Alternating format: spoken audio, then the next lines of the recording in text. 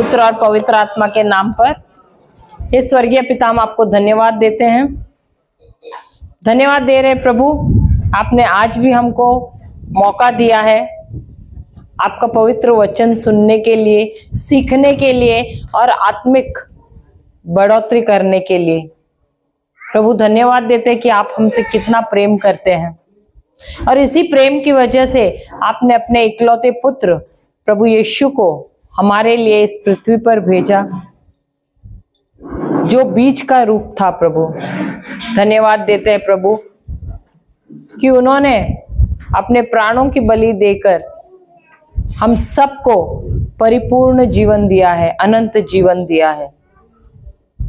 धन्यवाद देते हैं प्रभु यीशु कि आपने कहा है कि जो मुझ में विश्वास करता है वो वही कार्य करेगा जो मैंने किए हैं और उससे भी अधिक महान कार्य करेगा, क्योंकि मैं पिता के पास जा रहा हूं। और धन्यवाद देते प्रभु कि यह अभिषेक आपने हर एक को दिया हुआ है, क्योंकि आपके राज्य में कोई भी प्रकार का भेदभाव नहीं है। धन्यवाद देते हैं प्रभु पवित्र आत्मा के लिए, जो यहाँ पर हमारे बीच में मंडरा रहा है, जिसका अभिषेक यहाँ पर बह रहा है। पवित्र आत्मा, जो भी हम सीख रहे हैं उसको बहुत ही आसान बनाना, सरल बनाना, और जो रहस्य छुपा हुआ है वचनों में उसका खुलासा करना,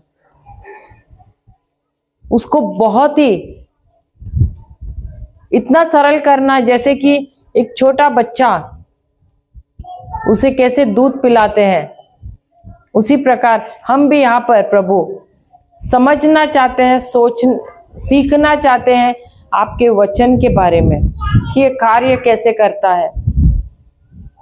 और प्रभु धन्यवाद देते हैं कि यही सिखाने के लिए आपने हम सबको बुलाया है कि पवित्र आत्मा हमको अच्छे अच्छे उदाहरणों द्वारा और गवाहियां याद दिलाकर समझा देना। धन्यवाद देती हूँ पवित्र आत्मा कि आप यहाँ पर हर चीज को नियंत्रण में लिए हुए हैं। हमारे मुख को, हमारे कंठ को, जो शब्द हमारे मुख से निकल रहे हैं उस पर भी, हमारे संपूर्ण जीवन पर, और किसी भी प्रकार का यहाँ पर ध्यान भंग नहीं हो रहा है, किसी को नींद नहीं आ रही है। हे प्रभु, हम धन्यवाद देते हैं, हम धन्यवाद देते हैं प्रभु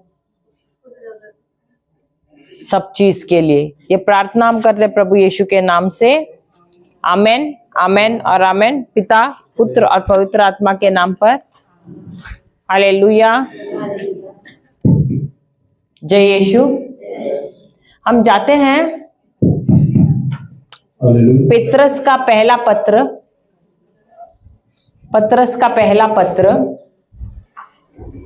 पहला अध्याय 23वां वचन।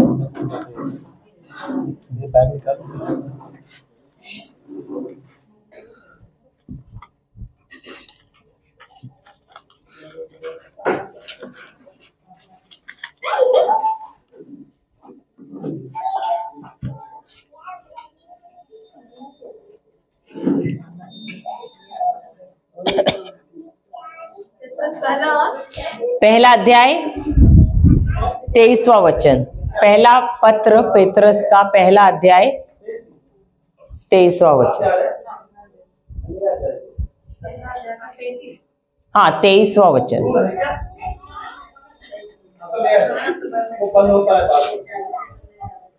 पेत्रस का पहला पत्र पहला अध्याय 23वां वचन। आपने दोबारा जन्म लिया है, आपने दोबारा जन्म लिया है, आप लोगों का यह जन्म नश्वर जीवन तत्व से नहीं, नश्वर जीवन तत्व से नहीं, बल्कि ईश्वर के जीवन एवं शाश्वत वचन से हुआ है, एवं शाश्वत वचन से हुआ है। दोबारा पढ़ेंगे और सब साथ में दोहराएंगे। आपने दोबारा जन्म लिया है। जन्म लिया है। आप लोगों का यह जन्म नश्वर जीवन तत्व से नहीं, बल्कि ईश्वर के जीवंत एवं शाश्वत वचन से हुआ है। Hallelujah, hallelujah. तो क्या आप लोगों का सचमुच दोबारा जन्म हुआ है? क्या आपका पहला जन्म भी हुआ है? कितने जन्म हुए? कौन बोल रहा है नहीं जान पा रहे? आपका पहला जन्म है या दूसरा जन्म है? पहला जन्म है। हालेलुया। तो इसका मतलब जो पढ़े आपको वो समझ में नहीं आया।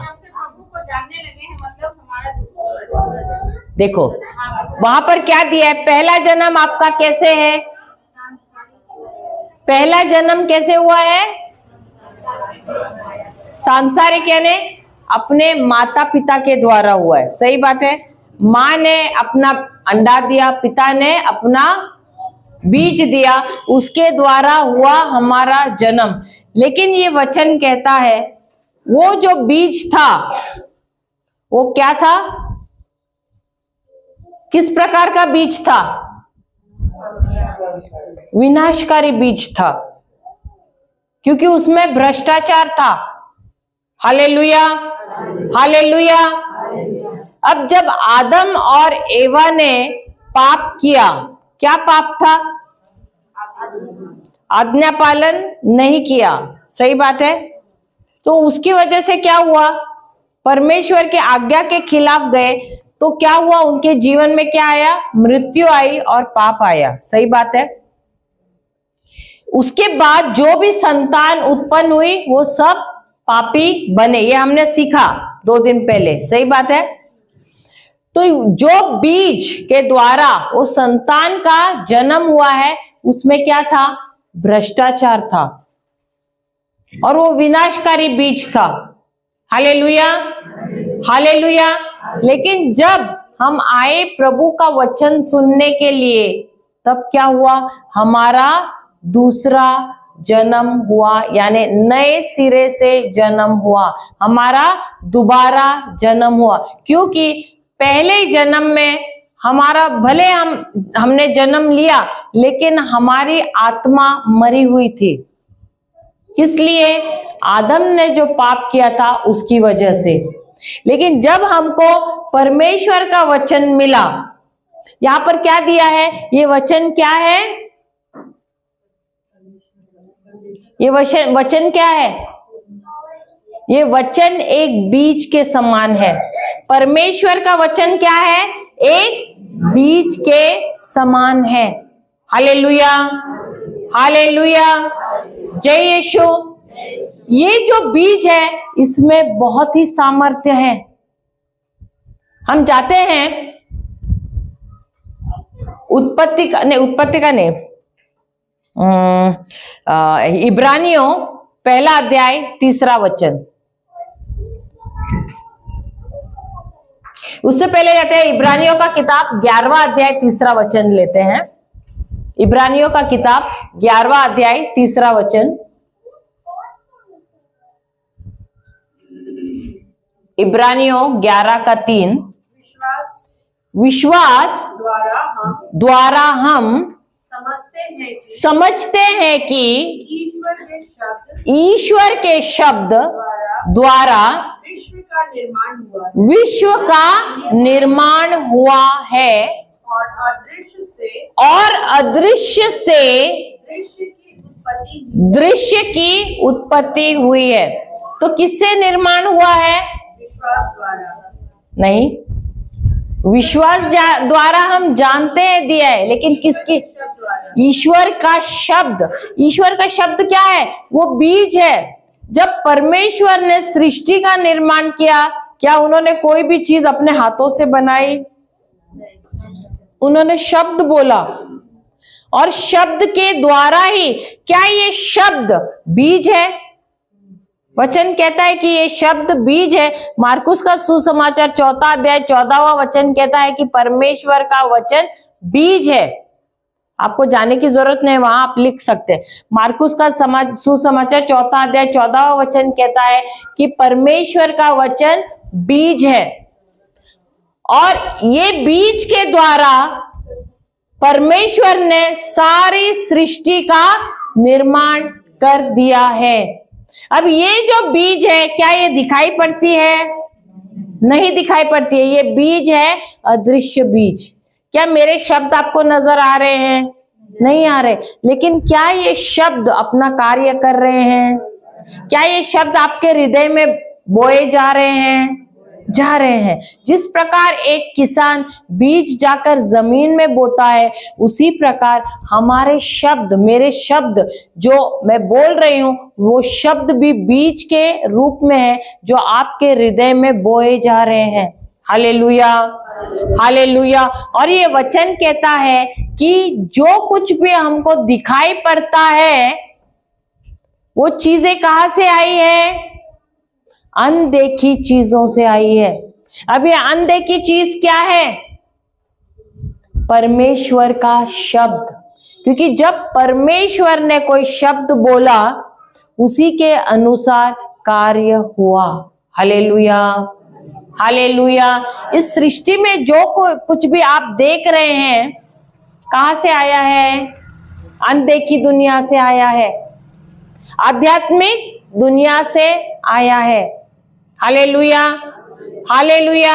आपको भले ही अब नजर आ रहा है यहाँ पर, लेकिन ये यहाँ पर जो आया है, ये कहां से आया है? अनदेखी दुनिया से आया है। क्योंकि परमेश्वर ने शब्द बोला, और वो शब्द के द्वारा ये सारी चीजें उत्पन्न हुई है। Hallelujah, hallelujah. तो माता पिता कौन है? अनदेखी दुनिया है ना, सही बात है। और जो दिखाई पड़ता है वो क्या है? बालक है ना। तो हमारा ध्यान कहाँ रहना चाहिए? बालक पे रहना चाहिए या अनदेखी दुनिया पे? अनदेखी दुनिया पे रहना चाहिए ना, क्योंकि असली दुनिया क्या है? अनदेखी दुनिया है। Hallelujah, hallelujah. हम जाते हैं इब्रानियों का किताब 1 अध्याय 3 वचन।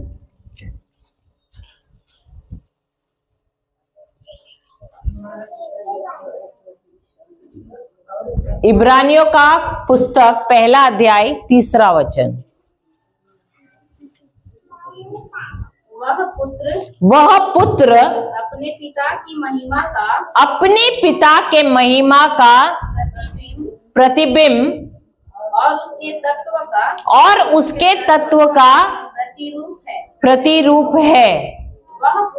वह पुत्र अपने शक्तिशाली शब्द द्वारा समस्त सृष्टि को बनाए रखता है। बस तीसरा ही ना, खाली तीसरा, शुरू से पढ़ना।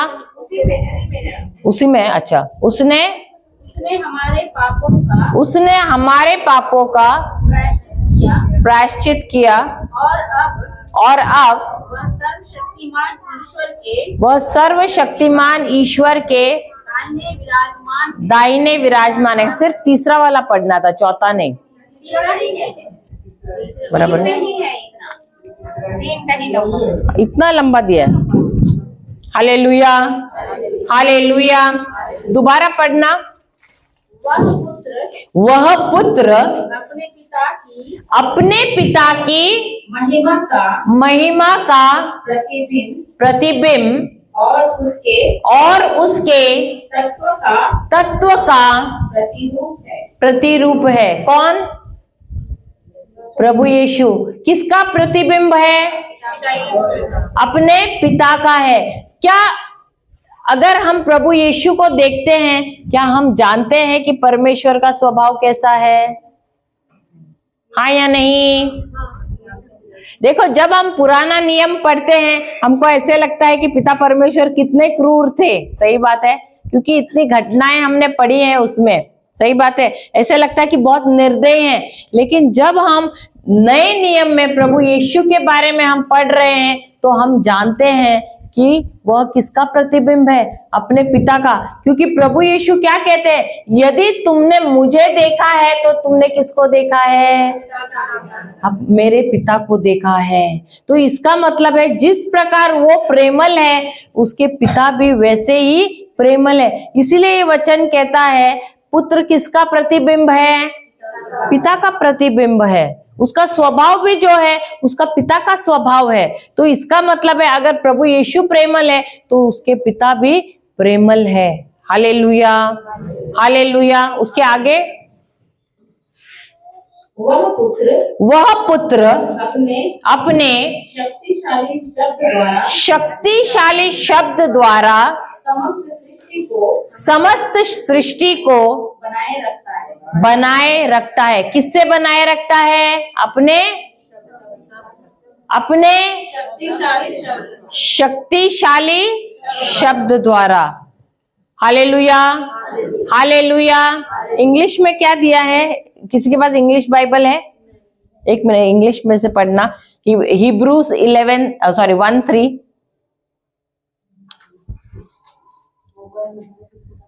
उनके पास है, पढ़ लेंगे।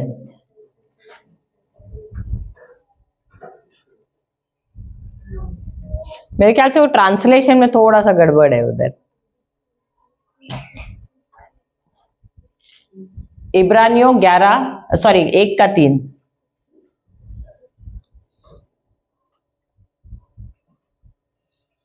who being the brightness of his glory and the expressed image of his person and upholding all things by the word of his power। Hindi में क्या दिया है, अपने शक्तिशाली शब्द द्वारा। हाँ, तो ये गलत दिया है। यहाँ पर क्या दिया है, वर्ड ऑफ हिज पावर, यानी शब्द जिसके अंदर सामर्थ्य है। वहां पर दिया है सामर्थ्य वाले शब्द में। सही बात, दोनों में फर्क है। इसका मतलब है सामर्थ्य कहां पर है, उनके शब्द में है। अब एक मैं आपसे सवाल पूछती हूँ, क्या आप में से ऐसा कोई है जो रात को जब सोता है, कभी भी आपने टेंशन लिया है, मैं सुबह उठूंगी, पता नहीं सुबह होगा कि नहीं, सूर्योदय होगा कि नहीं, ऐसे कभी आपको संदेह हुआ है? कभी टेंशन हुआ है, रात भर सोए नहीं, पता नहीं सुबह होगा कि नहीं, ऐसे कभी हुआ है? कभी भी नहीं हुआ है। क्यों नहीं हुआ है? क्यों? क्योंकि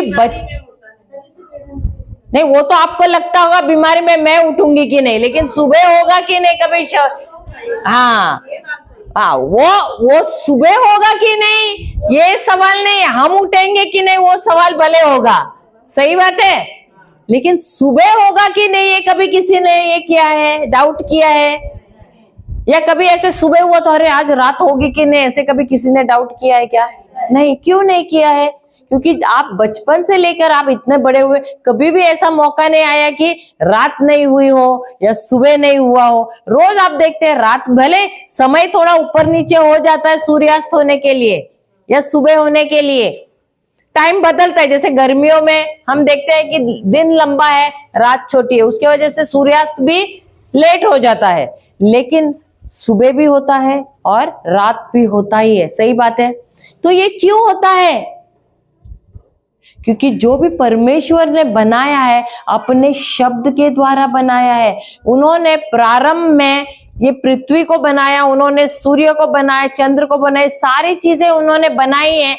और ये जो भी उन्होंने सृष्टि बनाई है उन सबको कौन थामे हुए हैं?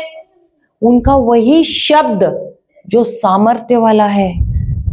तो क्या प्रभु को रोज नहीं आना पड़ता है, बटन दबाना, अरे सुबह हो जा, आके वापस? हम लोग तो रोज उठते हैं ना, लाइट ऑन ऑफ करते रहते हैं, क्या प्रभु भी वैसे ही कर रहे हैं क्या? नहीं। उन्होंने एक बार जो शब्द बोला, अब कार्य कौन कर रहा है? उनका वही शब्द जो सामर्थ्य से भरा हुआ है। अब आप लोग सब एक ही जगह पे बैठे हैं, एक एक जन क्यों नहीं उड़ रहे हैं बीच में? सब एक ही जगह पे बैठे हुए हैं ना, बीच बीच में कोई ऐसे उड़ क्यों नहीं रहा है?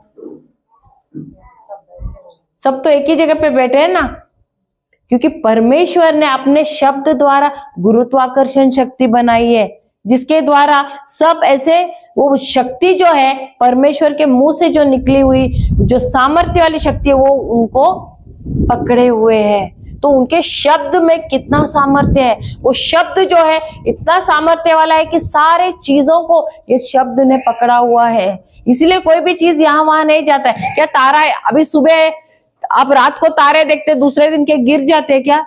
वैसे ऐसा लग रहा है किसी ने उनको चिपकाए हुए हैं। सही बात है।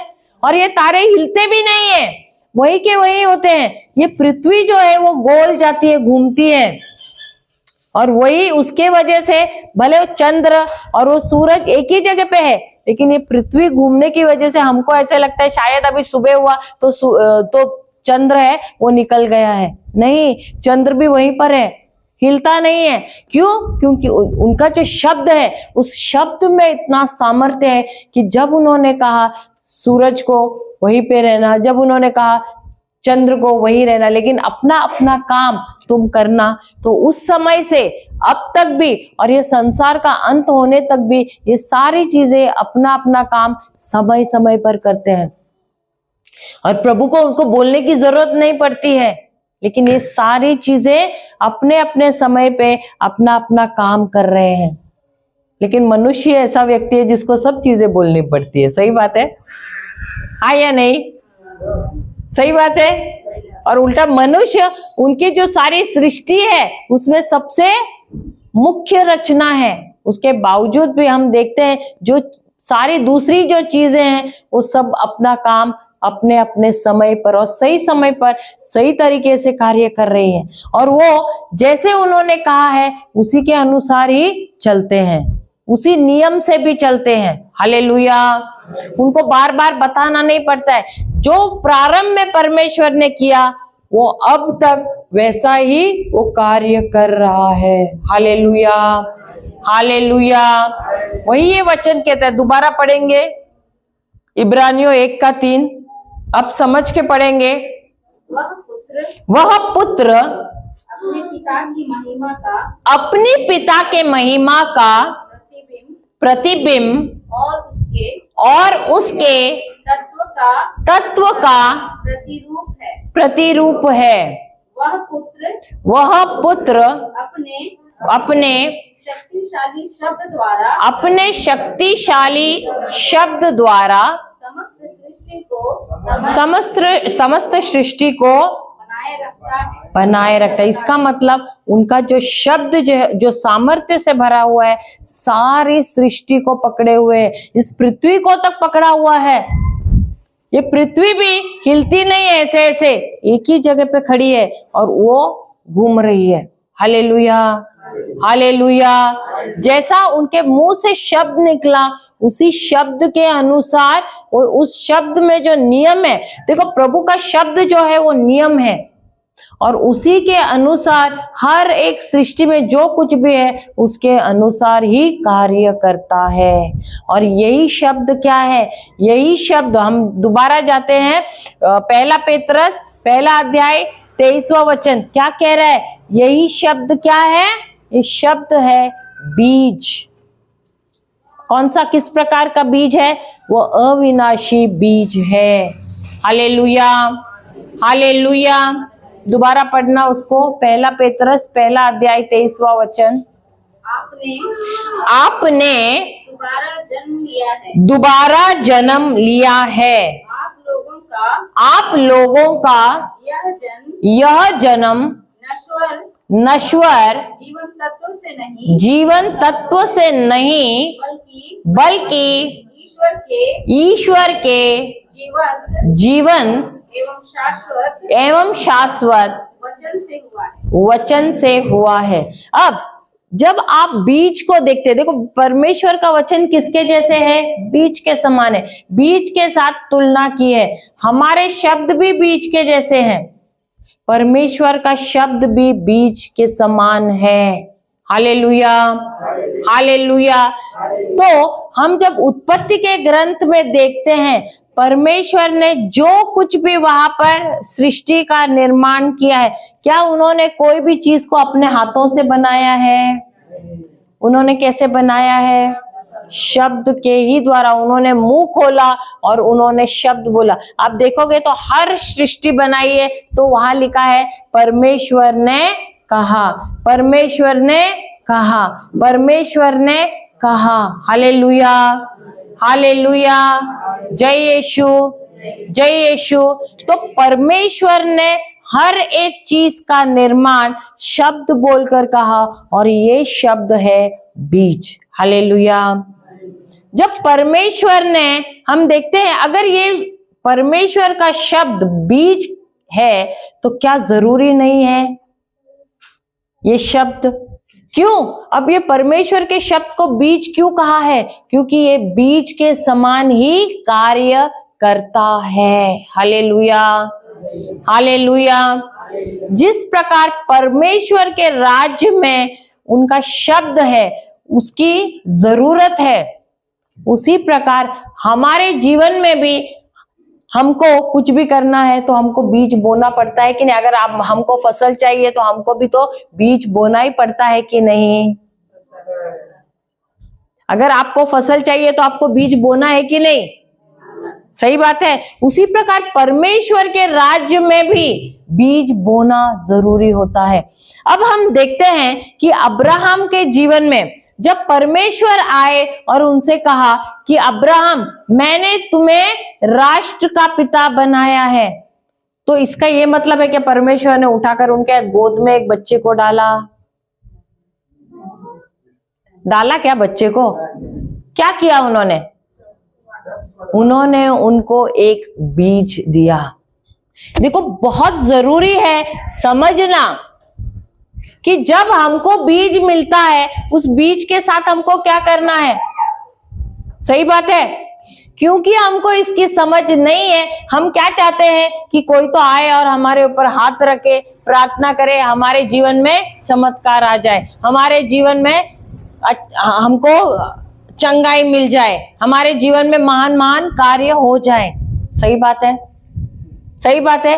क्यों? क्योंकि हमको मालूम ही नहीं कि हमको जब बीज मिलता है, बीज यानी वचन मिलता है, उस वचन के साथ क्या करना है। अगर एक किसान को अगर हमने एक बीज दिया तो क्या करेगा उस बीज को लेके? क्या वो जाके उसका रोटी बनाएगा? आप 2-4 बीज दो एक किसान के हाथ में, वो बोलेगा चलो आज का हमारा हो गया कोटा, आज रोटी बनेगी। 4 बीज से हो जाएगा क्या? जब आपके हाथ में बीज है कम, उस समय आपको समझ में नहीं आ रहा है कि क्या करना है, तभी आपको क्या करना है? उसको बोना है, उसको बोना है। क्योंकि जब आप बोते हो, भले एक बीज आप बोते हो, उस बीज में सामर्थ्य है, उसके अंदर क्षमता है कि वो आपको अनगिनत फसल दे। हालेलुया, समझ गए?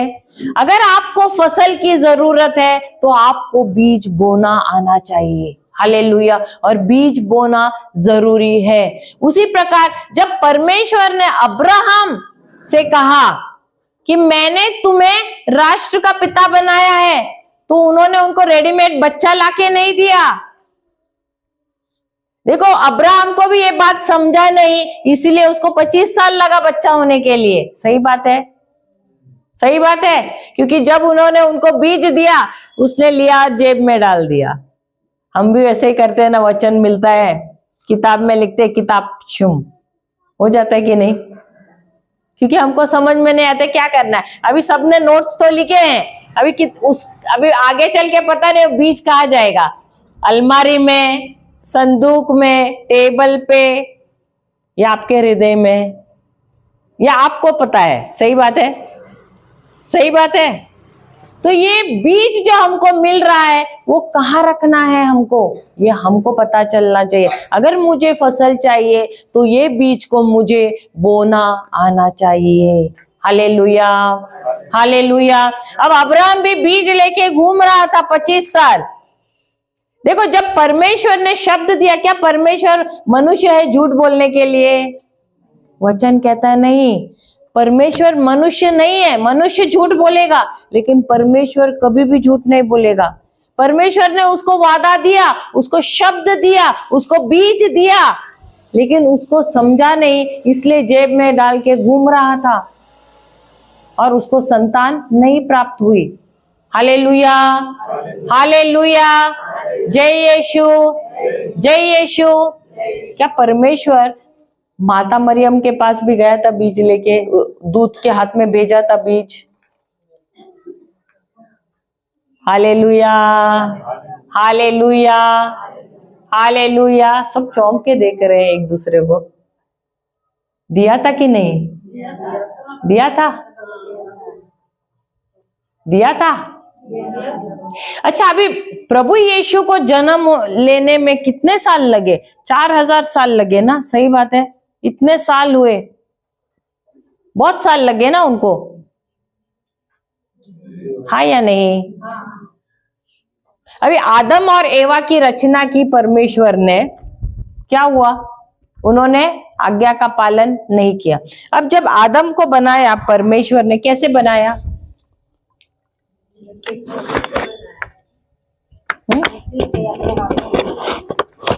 पहला अध्याय 26वां वचन उत्पत्ति का देखिए। उत्पत्ति का पहला अध्याय 26वां वचन देखिए। ईश्वर ने कहा, ईश्वर ने, ईश्वर ने, सब बोलिए, ईश्वर ने, ईश्वर ने क्या किया? ईश्वर ने कहा, हम मनुष्य को अपना प्रतिरूप बनाएं, अपना प्रतिरूप बनाए, वह हमारे सदृश हो, वह समुद्र की मछलियों, आकाश के पक्षियों, घरेलू और जंगली जानवरों, और जमीन पर रेंगने वाले सब जीव जंतुओं पर शासन करे। तो परमेश्वर ने मनुष्य का निर्माण कैसे किया? कैसे? देखो, अधिकतर हम क्या बोलेंगे, अरे नहीं, मिट्टी से, हाथ से। वो मिट्टी से बनाने से पहले मुंह खोला और कहा, क्या किया? मुंह खोला और कहा। और परमेश्वर ने मनुष्य पहले उसको कैसे बनाया? आत्मिक बनाया। परमेश्वर कौन है? आत्मा है। शैतान कौन है? आत्मा है।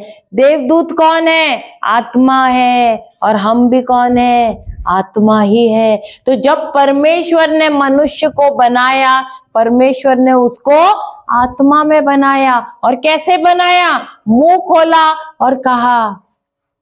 आज अगर हम लोग सोच रहे हैं हम लोग लाचार है, ये है वो है, क्योंकि हम समझ नहीं रहे हैं कि हम कौन है। हम अपने आप को शरीर में देख रहे हैं, इसलिए लग रहा है कि कमजोर है, ऐसा है, वैसा है, बीमार है। लेकिन हम है आत्मिक जीव। जिस प्रकार परमेश्वर आत्मा है, हम भी आत्मा है, क्योंकि परमेश्वर ने हमको आत्मा में बनाया है। Hallelujah, hallelujah. और जब उन्होंने हमको आत्मा में बनाया, उन्होंने हमको क्या दिया? अधिकार दिया। किस प्रकार का अधिकार दिया? शब्द बोलने का अधिकार दिया है। हालेलुया। क्या उन्होंने यही अधिकार जानवरों को दिया, पक्षियों को दिया, पेड़ पौधों को दिया, मछली को दिया? नहीं दिया है। ये बोलने का अधिकार सिर्फ आपको और मुझे दिया है, देवदूतों को भी नहीं दिया है। अगर वो बोले तो उनके शब्दों में अधिकार नहीं है, हमारे शब्दों में अधिकार है। हालेलुया। इसीलिए वो वचन क्या कह रहा है? दोबारा पढ़ना, उत्पत्ति का ग्रंथ पहला अध्याय 26वां वचन। ईश्वर ने कहा, गौर से सुनना, हम मनुष्य को अपना प्रतिरूप बनाए। हम कैसे बनाए? मनुष्य को अपना प्रतिरूप, यानी अपने जैसा बनाए। कहां से? आत्मा में अपने जैसा बनाए। फिर वह हमारे सदृश हो, वह समुद्र की मछलियों, आकाश के पक्षियों, घरेलू और जंगली जानवरों और जमीन पर रेंगने वाले सब जीव जंतुओं पर सब जीव जंतुओं पर शासन करे। शासन करे। तो यदि परमेश्वर ने हमको उनके जैसा बनाया है, आत्मा में किस लिए बनाया है? ताकि हम उन्हीं के जैसे, उन्हीं के समान कार्य करें। और यदि हम नहीं कर रहे उनके जैसे कार्य, इसका मतलब हमारे अंदर कुछ तो समस्या है।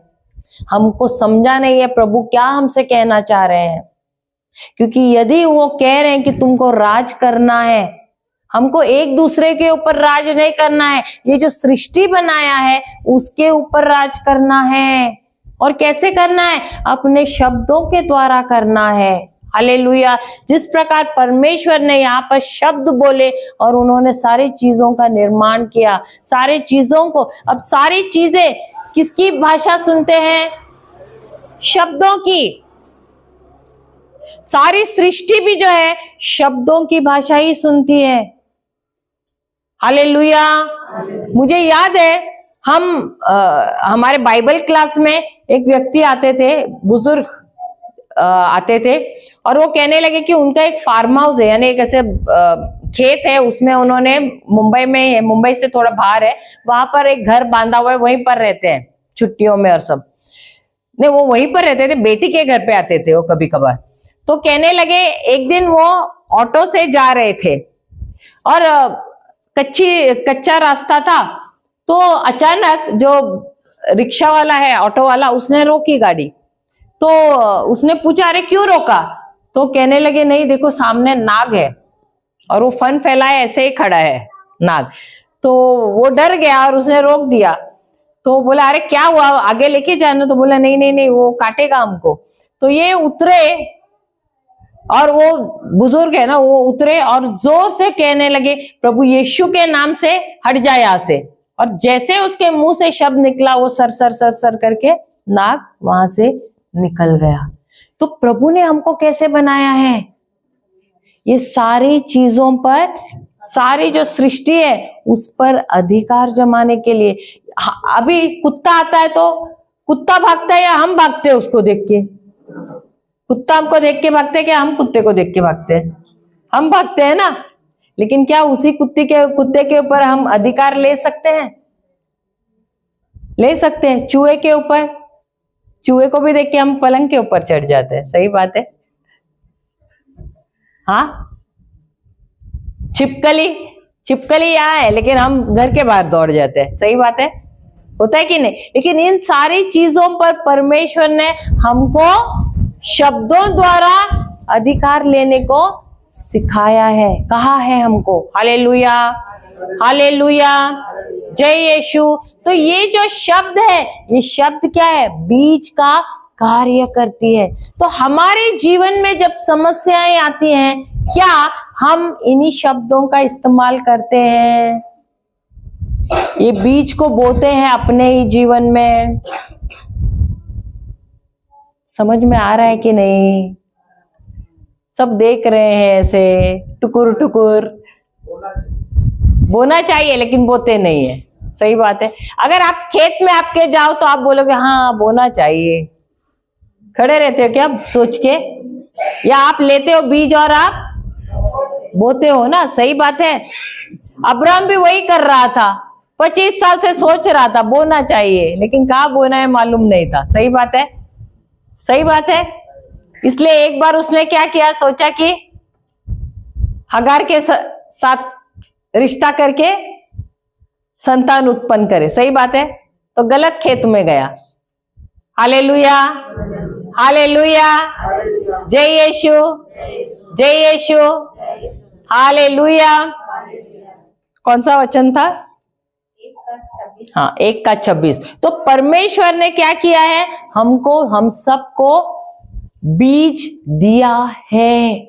इस बीज का हम सबको इस्तेमाल करने आना चाहिए। हालेलुया, हालेलुया, जय यीशु।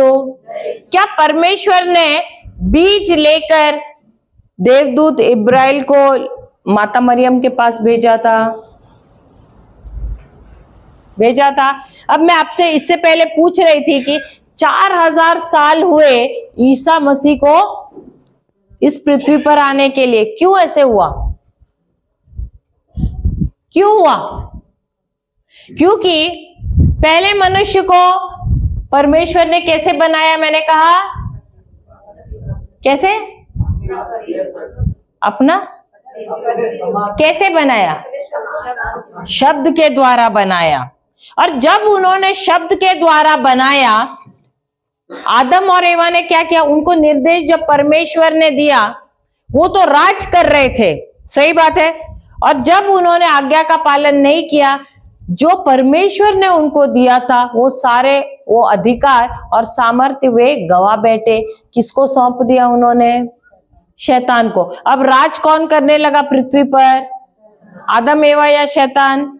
शैतान करने लगा। अब जब परमेश्वर ने पहली बार जब उन्होंने मनुष्य को बनाया, सारी सृष्टि का निर्माण किया, तब उनके कार्यों में, उनको उनके बोलने में जो शब्द वो बोल रहे थे उसमें दखल अंदाजी करने के लिए वहां पर शैतान नहीं था, नहीं था। और इसीलिए वो शब्द बोल के उन्होंने मनुष्य का निर्माण किया और बाद में उसको मिट्टी से गड़ाया और उसमें अपनी जो सांस है वो उन्होंने फूकी, सही बात है। लेकिन अब ये जो है गुलाम बन गए, क्योंकि वचन कहता है, रोमियो की किताब 6 अध्याय 16 वचन देखना।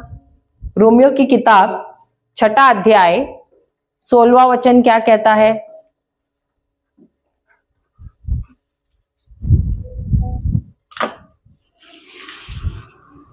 क्या आप यह नहीं समझते? क्या आप ये नहीं समझते कि आप अपने को आज्ञाकारी दास के रूप में, आज्ञाकारी दास के रूप में जिसके प्रति अर्पित करते हैं और जिसकी आज्ञा का पालन करते हैं, आप उसी के दास बन जाते हैं। तो किसके दास आप बन जाते हैं? तो जब परमेश्वर ने आदम और एवा को रचा, तो वे किसकी आज्ञा का पालन कर रहे थे? परमेश्वर की आज्ञा का पालन कर रहे थे। और जब तक परमेश्वर की आज्ञा का पालन कर रहे थे, वे राज कर रहे थे, समझ गए। लेकिन जिस घड़ी उन्होंने शैतान के शब्द सुने, अब ये जो शैतान है उसने क्या किया? एवा को बहलाया, फुसलाया, और उसकी वजह से क्या हुआ? उसने फल खाया, उसने जाकर अपने पति को भी खिलाया, और क्या हो गया? उन्होंने परमेश्वर के आज्ञाओं का उल्लंघन किया। तो वचन क्या कहता है? जिसकी भी आज्ञा का पालन तुम करते हो उसके तुम क्या बन जाते हो? गुलाम बन जाते हो। तो जो परमेश्वर ने उनको दिया था राज करने का अधिकार, सारा सृष्टि दिया था उनको, ये अब ये क्या हो गया? गवा बैठे। अब ये जो कुछ भी अच्छा उनको प्रभु ने दिया था वो सब गया किसके पास? शैतान के पास। क्यों? क्योंकि उन्होंने किसकी आज्ञा का पालन किया? शैतान का। और इसलिए वो गुलाम बन गए। जो कुछ भी प्रभु ने उनको दिया था वो सारा वो खो बैठे, क्योंकि उन्होंने वो सारा चीज किसको दे दिया? शैतान को, क्योंकि उन्होंने उसकी आज्ञा का पालन किया। और जिसकी वचन कहता है कि जिसकी भी आज्ञा का पालन तुम करते हो तुम उसी के गुलाम बन जाते हो। अब ये क्या हो गए? ये गुलाम बन गए। अब इस पृथ्वी पर कौन राज करने लगा? शैतान करने लगा। अब जब पहले मनुष्य को जब परमेश्वर ने बनाया, तब बीच में टांग अड़ाने वाला कोई था क्या? नहीं। इसीलिए प्रभु शब्द बोल सकते थे। लेकिन जब प्रभु ने शब्द बोले और जब मनुष्य को बनाया, उन्होंने क्या कहा? उन्होंने अपने आप को ही अपने शब्दों के द्वारा खुद को बंधन में डाल दिया। कैसे? उन्होंने कहा कि ये जो पृथ्वी है, ये स्वर्ग तो मेरा। अच्छा, भजन संहिता या स्तोत्र गीत 115 का 16 निकालना। भजन संहिता या स्तोत्र गीत 115 का 16।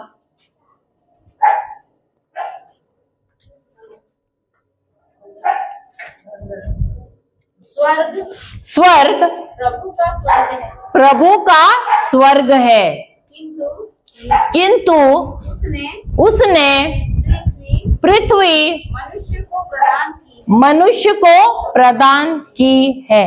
अब परमेश्वर ने क्या किया? उन्होंने स्वर्ग और पृथ्वी दोनों का निर्माण किया, लेकिन उन्होंने क्या किया? पृथ्वी किसको दी?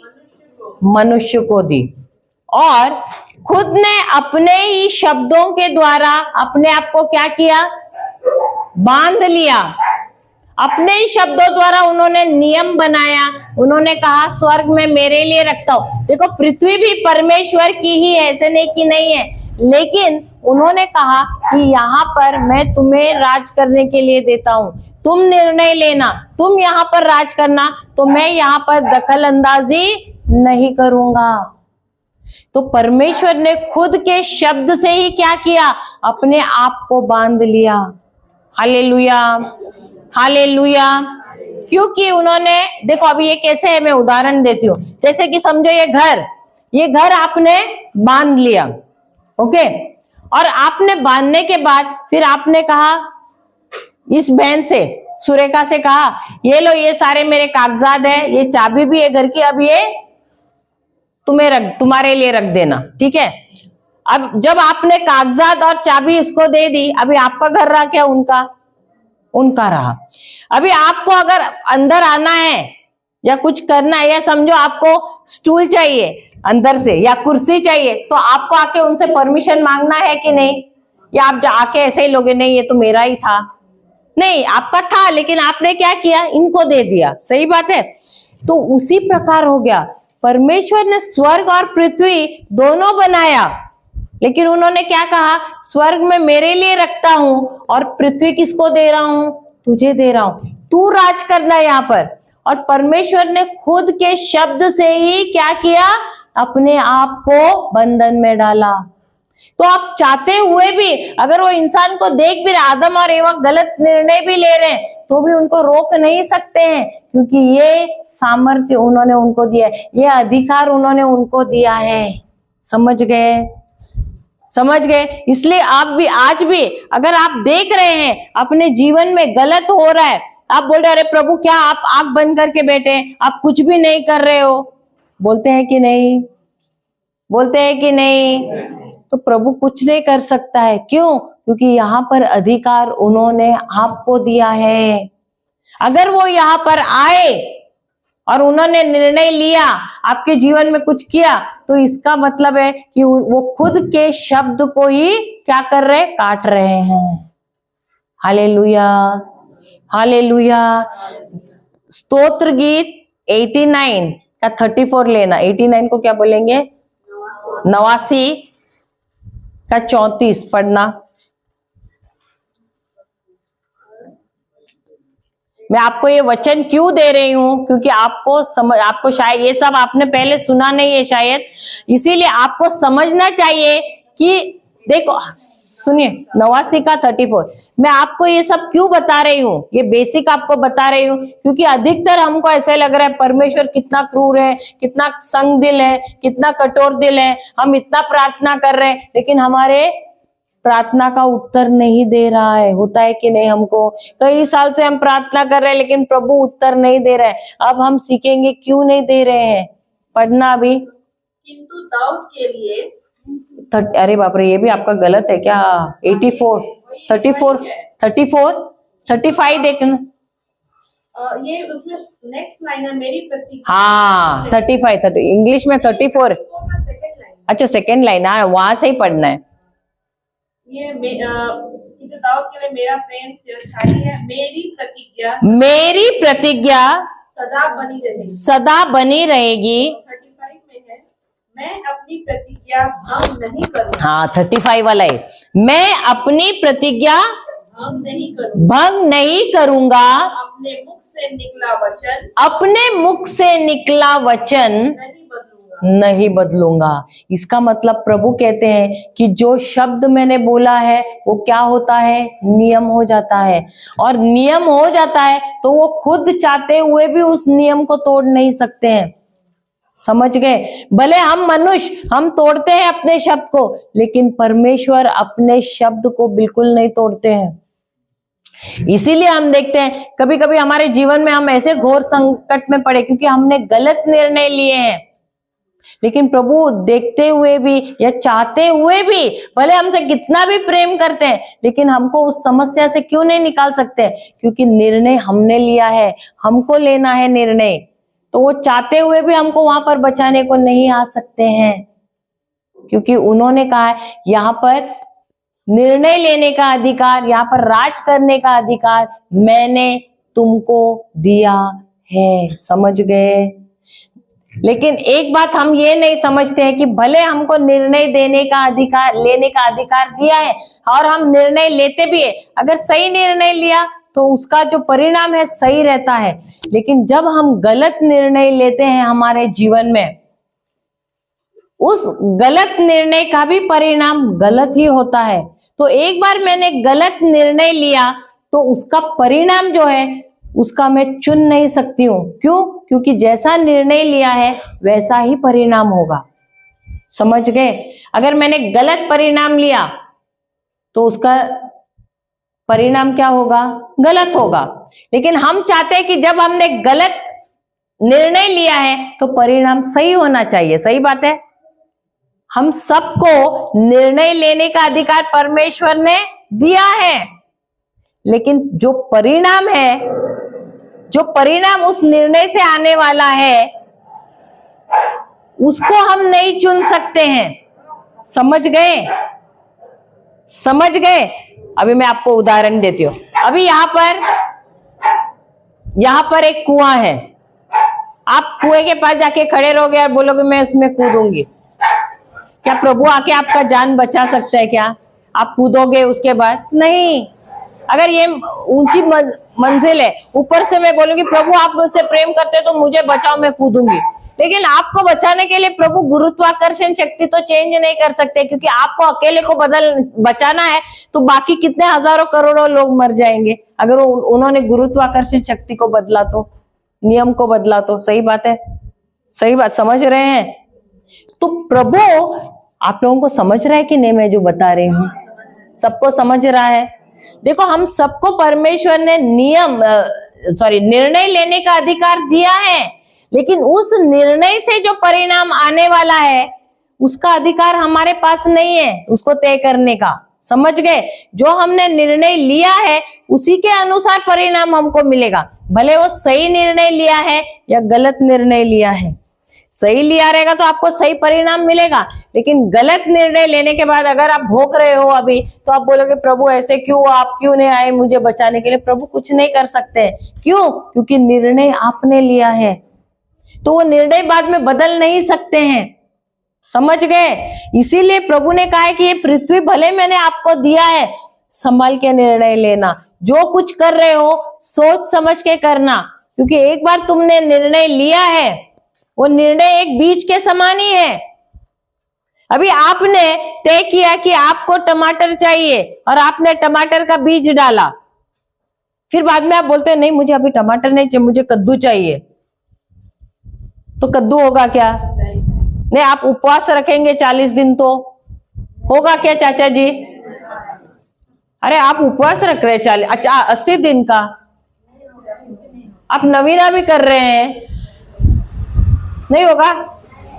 हाथ ऊपर करके प्रार्थना कर रहे हैं, घुटने पे जाके प्रार्थना कर रहे हैं। हमारे जीवन में हम यही सब करते हैं कि नहीं? करते हैं कि नहीं? गलत निर्णय लेते हैं और फिर बाद में हम हाथ ऊपर करके टांग पे जाके घुटने पे जाके हम सब प्रार्थना करते हैं, नवीना करते हैं, उपवास करते, प्रभु बदलो। होगा क्या? वही होता है। निर्णय हमको लेना है। हर एक निर्णय हमारा बीज के जैसे ही है, जो हम बीज बोएंगे वैसा ही फसल मिलेगा। Hallelujah, hallelujah. समझ में आया? तो परमेश्वर ने जब पहले मनुष्य को बनाया, उन्होंने उसको शब्द के द्वारा बनाया, और जब आदम और एवा की सृष्टि की, उन्होंने गलत निर्णय लिया और उन्होंने क्या किया? शैतान को सब दे बैठे, और अब शैतान उन पे राज करने लगा है। अब परमेश्वर को यहाँ पर पृथ्वी पर कुछ भी करवाना है तो वो खुद शब्द बोल के कुछ भी बदल नहीं सकते हैं, समझ गए? तो इसके लिए उनको ऐसे मनुष्यों की जरूरत है जो उनके शब्द सुनकर जो वो बोल रहे हैं वैसा ही वो बोले। समझ गए? समझ में आ रहा है? देखो, प्रभु परमेश्वर ने जो कुछ बनाया है उन्होंने शब्दों के द्वारा बनाया, समझ गए? लेकिन क्योंकि आदम और एवा ने उनके शब्दों का उल्लंघन किया, उसकी वजह से क्या हुआ? वे गुलाम बन गए। और अब राज कौन कर रहा है इस पृथ्वी पर? शैतान कर रहा है। जब वो राज कर रहा है और अगर प्रभु कुछ भी बोलने की कोशिश कर रहे हैं, प्रभु नहीं बोल सकते हैं। क्यों? क्योंकि अब ये पृथ्वी किसके हवाले किया है इन्होंने? मनुष्य के हवाले किया था, लेकिन अब शैतान राज कर रहा है यहाँ पर। तो शैतान परमेश्वर के शब्द को यहाँ आने देगा क्या? वो टांग अड़ाएगा कि नहीं?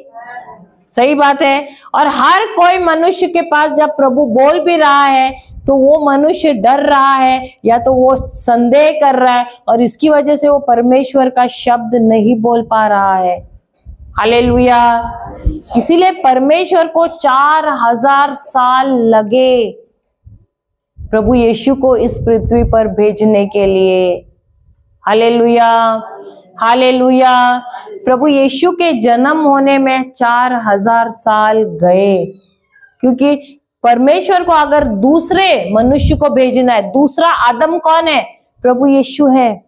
पहला आदम ने तो पृथ्वी को खो बैठा, अधिकार को खो बैठा, लेकिन जब परमेश्वर को दूसरा आदम यानी यीशु को भेजना था तो उनको 4000 साल गए, क्योंकि अब्राहम से लेकर जो कोई भी मनुष्य था, अब्राहम के बाद आया इसहाक, आया दाऊद, आया दनियल, आया सैमुअल, आया, ये सारे जो नबी थे वो सारे जल्दी से विश्वास नहीं कर पा रहे थे और सब शब्द जो प्रभु कह रहे थे सब शब्द नहीं बोल पा रहे थे। और जब तक शब्द नहीं बोलेंगे तो बीज बो सकते हैं क्या? क्योंकि जो शब्द बोलते हैं वो शब्द बीज है। और परमेश्वर को यदि उनसे बुलवाना है तो उनके हृदय को पहले छूना है।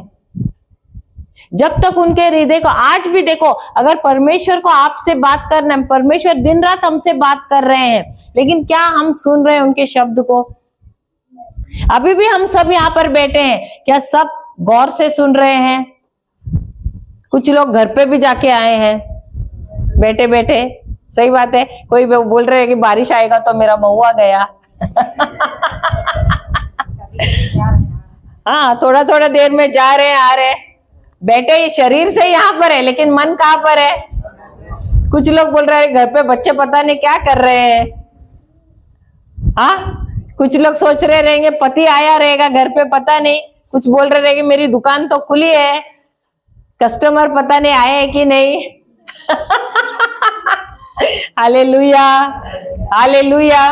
तो हम सब यहाँ पर है लेकिन लुका छुपी खेल रहे हैं, जा रहे आ रहे, जा रहे आ रहे। सही बात है। हालेलुया। उसी प्रकार परमेश्वर नबियों से बात करते आ रहा था हजारों सालों से। और जो कोई बोलते हैं ना, प्रोफेसिस को क्या बोलते हैं आप लोग? भविष्यवाणी। तो परमेश्वर को भविष्यवाणी करनी थी, तो ये जो भविष्य वक्ता है इनके द्वारा बुलवाना था। अभी जैसे कि वो कौन है जो बेल के मुंह में गया?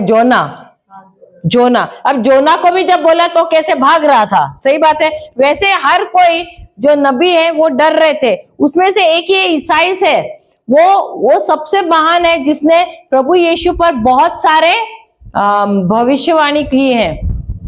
अब अगर प्रभु यीशु को इस पृथ्वी पर आना है तो उनका जन्म कहाँ होने वाला है, वो किन किन तकलीफों से जाने वाला है, वो उसको क्रूस पर किस प्रकार का मौत उसको मिलेगा, कैसे वो उसको चाबुक से मारा जाएगा, वो मर जाएगा, उनको दफनाया जाएगा, उनको पुनर्जीवित किया जाएगा, ये सारी चीजें इसकी भविष्यवाणी करनी है।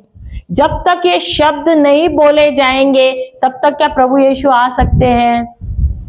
और ये भी बोलना है कि वह एक कुंवारी के गर्भ से उत्पन्न होने वाला है। तो ये सारी भविष्यवाणी भी करनी है, क्योंकि उनका भी दूसरा आदम का भी या यीशु का भी जन्म कैसे होना है? शब्द के द्वारा, और ये शब्द बीज है।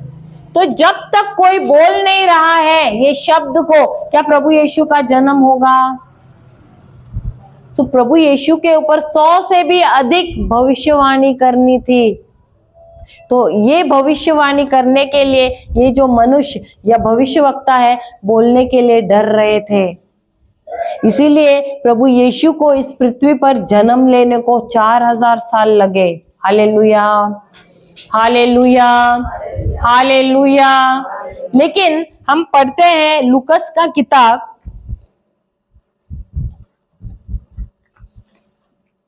पहला अध्याय, लूकस पहला अध्याय वचन 26।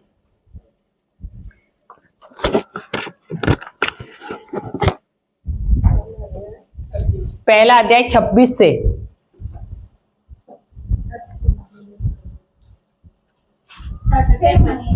छठवें महीने स्वर्गदूत गब्रियल ईश्वर की ओर से गलीलिया के नाजरत नामक नगर में एक कुंवारी के पास भेजा गया।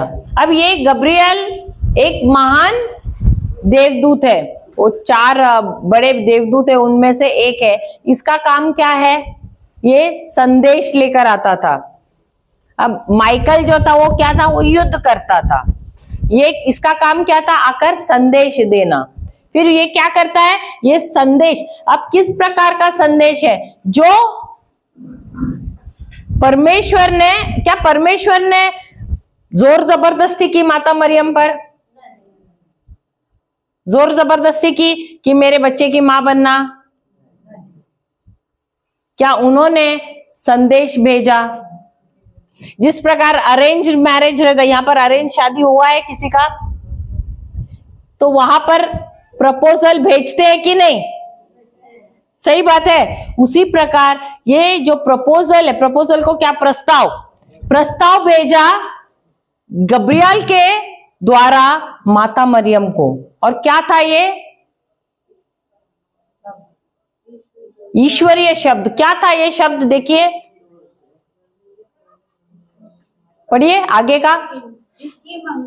उसकी मंगनी दाऊद के घराने के यूसुफ नामक पुरुष से हुई थी। और उस कुंवारी का नाम था मरियम। फिर स्वर्गदूत ने उसके यहाँ अंदर आकर उससे कहा, प्रणाम प्रभु की कृपा पात्री, प्रभु आपके साथ है। अच्छा, तो उसने सबसे पहले आके क्या कहा? हे मरियम, तुमने कितना पाप किया है। क्या कहा? तुम्हें मेरी दया की जरूरत है। कहा क्या?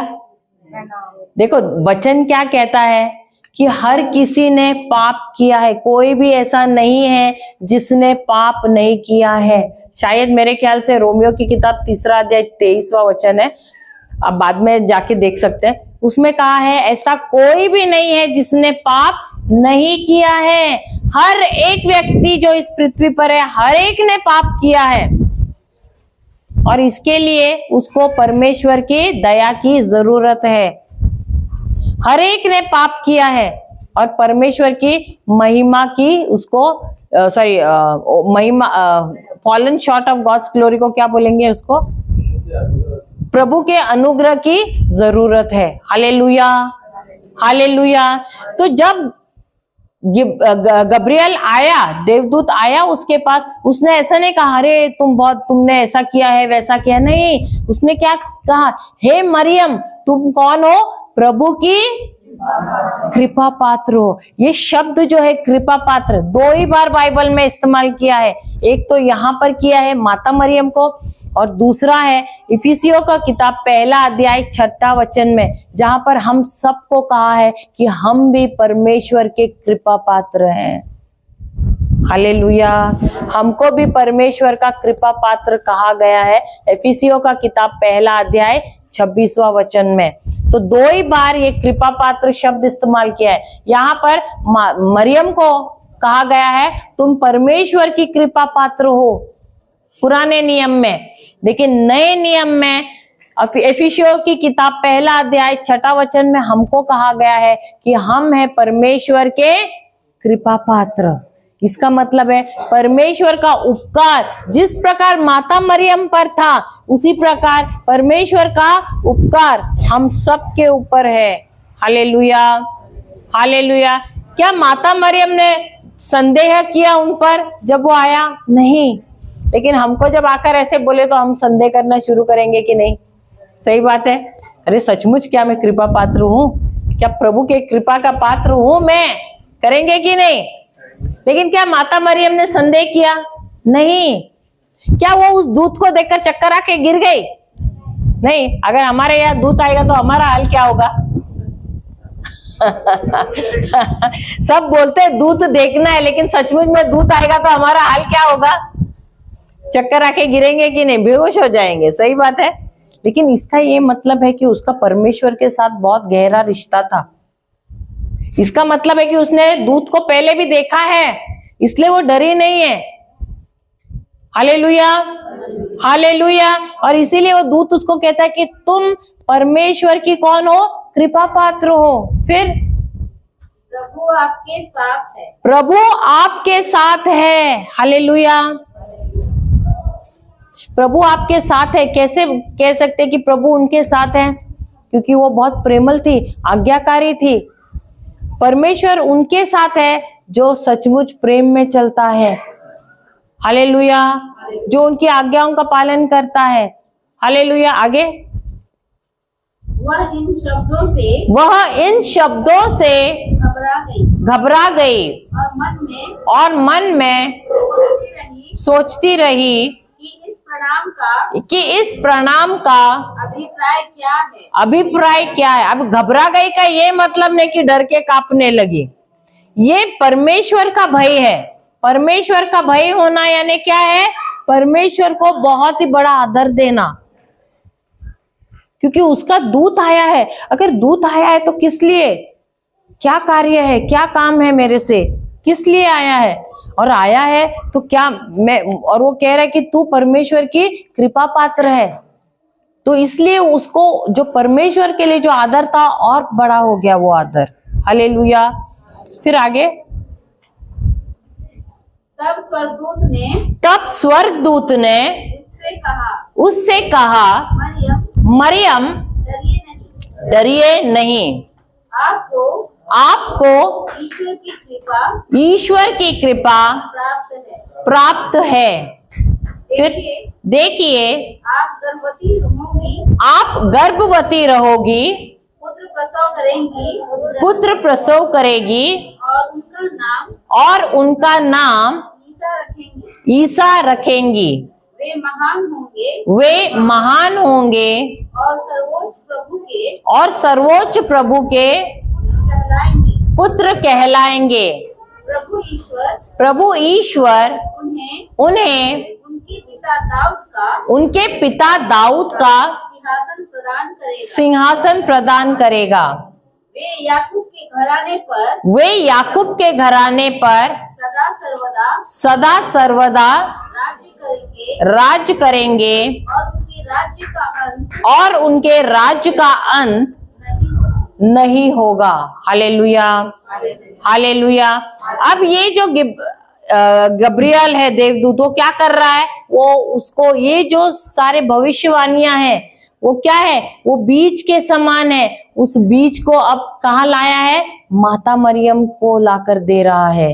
Hallelujah, hallelujah. क्योंकि परमेश्वर का शब्द क्या है? बीज है। तो ये सारी जो भविष्यवाणियां हैं उसको वो बीज के रूप में लाकर माता मरियम को प्रस्ताव रख रहा है कि क्या तुम इस बीज को लेने के लिए तुम तैयार हो। फिर आगे वो क्या बोलती है? पर मरियम ने स्वर्गदूत से कहा यह कैसे हो सकता है? यह कैसे हो सकता है? मेरा तो पुरुष से क्या नहीं है? संसर्ग नहीं है। हालेलुया। अब ये जो सवाल वो पूछती है, क्या डर से पूछती है? किस लिए पूछती है? किसके लिए पूछती है? जिज्ञासा है उसके मन में, जानना चाहती है कैसे होगा। क्योंकि वह जानना चाहती है। हालेलुया। वो क्यों ये सवाल पूछ रही है? क्योंकि वह जानना चाहती है कि अगर प्रभु ये आप मुझे बीज दे रहे हो, लेकिन मैं तो कुंवारी हूं, आप मुझे प्रस्ताव दे रहे हैं कि मैं आपके पुत्र की मां बनूं, लेकिन मैं तो कुंवारी हूं, तो ये कैसे हो सकता है? मैं किसी पुरुष को जानती भी नहीं हूं। Hallelujah, hallelujah. अब यही जब गब्रियल जाता है जकायस, अभी तो वही चैप्टर में हम पहले इसमें जाओ तो देखते हैं कि जकायस वो भी प्रार्थना कर रहा था संतान के लिए एलिजाबेथ के साथ। सही बात है। और जब वो मंदिर में है और देवदूत जाता है उसके पास और उसे कहता है कि परमेश्वर तुम्हें बच्चा देने वाला है, तो वो भी कोई सवाल पूछता है। क्या सवाल पूछता है? हाँ, वो भी वही सवाल पूछता है ना। और वो सवाल पूछता है तो प्रभु क्या करता है? उसका मुंह बंद कर देता है। क्या प्रभु भेदभाव करने वाला प्रभु है? तो माता मरियम ने पूछा तो उसको उत्तर दिया, लेकिन इसने सवाल पूछा तो क्या किया? गूंगा बना दिया। क्यों किया? क्यों ये भेदभाव? क्या प्रभु पुरुषों से नफरत करते हैं और स्त्रियों को पसंद करते हैं? फिर किस लिए? क्यों? कभी आपने सोचा नहीं? आपने पढ़ा भी होगा ना, ये सुना भी होगा। क्यों जकारियस का मुंह बंद कर देता है? उसने भी तो, माता मरियम ने भी तो वही सवाल पूछा ना, ये कैसे हो सकता है? उसने भी कहा ये कैसे हो सकता है? क्यों? मैं तो बूढ़ा हो गया हूं। सही बात है। ये इसलिए कि प्रभु यीशु से पहले किसको आना है? यूहन्ना को आना है और प्रभु यीशु के लिए राह बनाना है उसको। अगर ये संदेह करेगा तो क्या करेगा? संदेह की वजह से बच्चा नहीं आएगा इस दुनिया में। और इसीलिए प्रभु क्या करता है? संदेह कर रहा है इसलिए उसका मुंह बंद करता है। हालेलुया, हालेलुया, जय यीशु। लेकिन माता मरियम को वो सवाल का जवाब देता है, क्योंकि माता मरियम संदेह नहीं कर रही है। माता मरियम जानना चाहती है कि ये कैसे होगा, क्योंकि मैं तो कोई पुरुष को जानती नहीं, बिना किसी पुरुष को जाने मैं कैसे गर्भवती हो सकती हूँ। और इसीलिए फिर वो दूत क्या कहता है उससे? स्वर्गदूत ने उत्तर दिया, पवित्र आत्मा आप पर उतरेगा और सर्वोच्च प्रभु की शक्ति की छाया आप पर पड़ेगी। क्या होगा? पवित्र आत्मा का छाया तुम पर पड़ेगा। और नहीं, दोबारा पढ़ना हो। क्या हुआ? सबका ध्यान इधर उधर क्यों हो रहा है?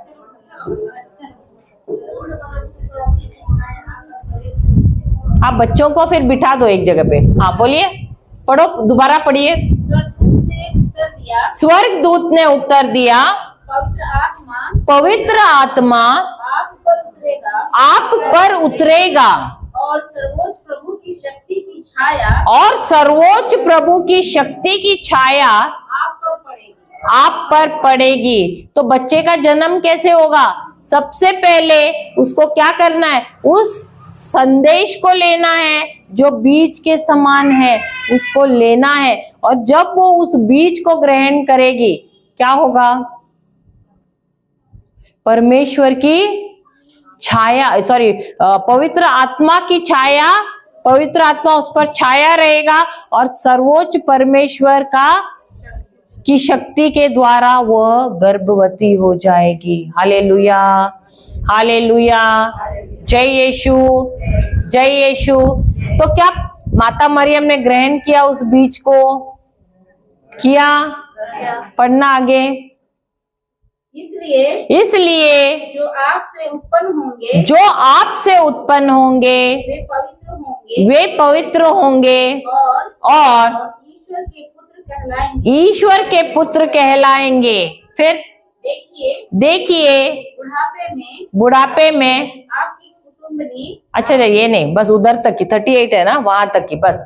तो अब माता मरियम ने क्या किया? क्या उसने वो शब्द को ग्रहण किया? यूहन्ना की किताब पहला अध्याय 14वां वचन में जाएंगे। अभी देखो, यही सवाल क्या अब्राहम ने परमेश्वर से पूछा जब परमेश्वर ने उसे कहा कि मैंने तुम्हें राष्ट्रों का पिता बनाया है? क्या पूछा था? एक मिनट में आप लोगों से एक सवाल पूछ रही, यहां पर ध्यान दो। क्या अब्राहम ने भी यही सवाल पूछा था? नहीं पूछा ना। अगर वो पूछता तो अच्छा होता ना कि ये कैसे होता। उसने वो वहां पर बहुत बड़ी गलती की। वो जाकर हगार के साथ रिश्ता करके उसने बच्चा पैदा किया। उसकी वजह से आज कितना बड़ा बवाल हो रहा है कि नहीं? इस्माइल से जो संतान आई है और इसहाक से जो संतान आई है, उसके वजह से क्या हो रहा है? झगड़ा है ना। ये युद्ध अभी तक चालू है कि नहीं है ना? क्योंकि उसकी वो एक गलत फहमी की वजह से उसने प्रभु से सवाल नहीं पूछा कि ये कैसे हो सकता है। उसने सिर्फ मन में सोचा कि चलो ऐसा करने से मुझे संतान होगा। जब उसने वो गलती की, प्रभु ने कहा ये तो मेरे प्लान में था ही नहीं, ये मेरा योजना था ही नहीं। तुम्हारा तो तुम्हारी पत्नी सारा से ही बच्चा होना है। सही बात है, समझ रहे हैं कि नहीं? तो उसकी वो एक गलती की वजह से उसने प्रभु से सवाल, देखो सवाल दो प्रकार के होते हैं। एक तो जानने के लिए और दूसरा है किसके लिए? क्योंकि आप शक कर रहे हैं इसके लिए। अब जकारियस ने क्यों पूछा? क्योंकि वो शक कर रहा था कि कैसे हो सकता है, डाउट कर रहा था, ये हो ही नहीं सकता, मैं तो बूढ़ा हो गया हूं। सही बात है। लेकिन माता मरियम ने क्यों सवाल पूछा? उसने पूछा कि मुझे, ठीक है मैं आपकी योजना में जरूर उसमें शामिल होना चाहती हूँ और मेरे जीवन में जो आप कह रहे हैं वैसे हो जाए, लेकिन मैं जानना चाहती हूँ कि कैसे, ये कैसे होगा। हालेलुया, हालेलुया, जय यीशु, जय यीशु। तो सवाल दो प्रकार के होते हैं। एक तो संदेह, जब हम संदेह करते हैं उसके लिए, और दूसरा हम जानना चाहते हैं। और इसके वजह से क्यों जानना चाहते हैं? क्योंकि हम उसके साथ, प्रभु के साथ सहभागी होना चाहते हैं। सही बात है। Hallelujah, hallelujah. तो माता मरियम का सवाल पूछना किस लिए था?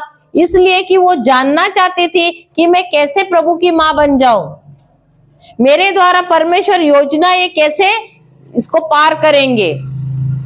Hallelujah, hallelujah. सिर्फ संदेश लेने से नहीं, लेकिन वो संदेश कैसे इस्तेमाल करें जिसके द्वारा ये बच्चा मेरे द्वारा उत्पन्न हो जाए। Hallelujah, hallelujah. लेकिन जकारियस क्यों पूछ रहा है? क्योंकि वो संदेह कर रहा है कि मैं तो 100 साल का बूढ़ा हो गया हूं, मैं तो बूढ़ा हो गया हूं, और मेरी पत्नी भी बूढ़ी हो गई, उसको तो कभी भी बच्चा नहीं हुआ, तो अभी क्या बच्चा होगा ये बुढ़ापे में। सही बात है। तो वो संदेह कर रहा था, इसलिए प्रभु ने क्या किया? उसका मुंह बंद किया। अब समझ में आया आपको? हाँ या नहीं? समझ में आया? Hallelujah, hallelujah. अब यूहन्ना की किताब पहला अध्याय पहला वचन पहले पढ़ेंगे, पहला और दूसरा वचन। दूसरा वचन, आदि में शब्द था आदि में शब्द था और शब्द ईश्वर के साथ था। और शब्द ईश्वर के साथ था। अब प्रभु यीशु कौन था? क्या माता मरियम के गर्भ में आने के बाद ही वो उनका जन्म हुआ या पहले से ही थे?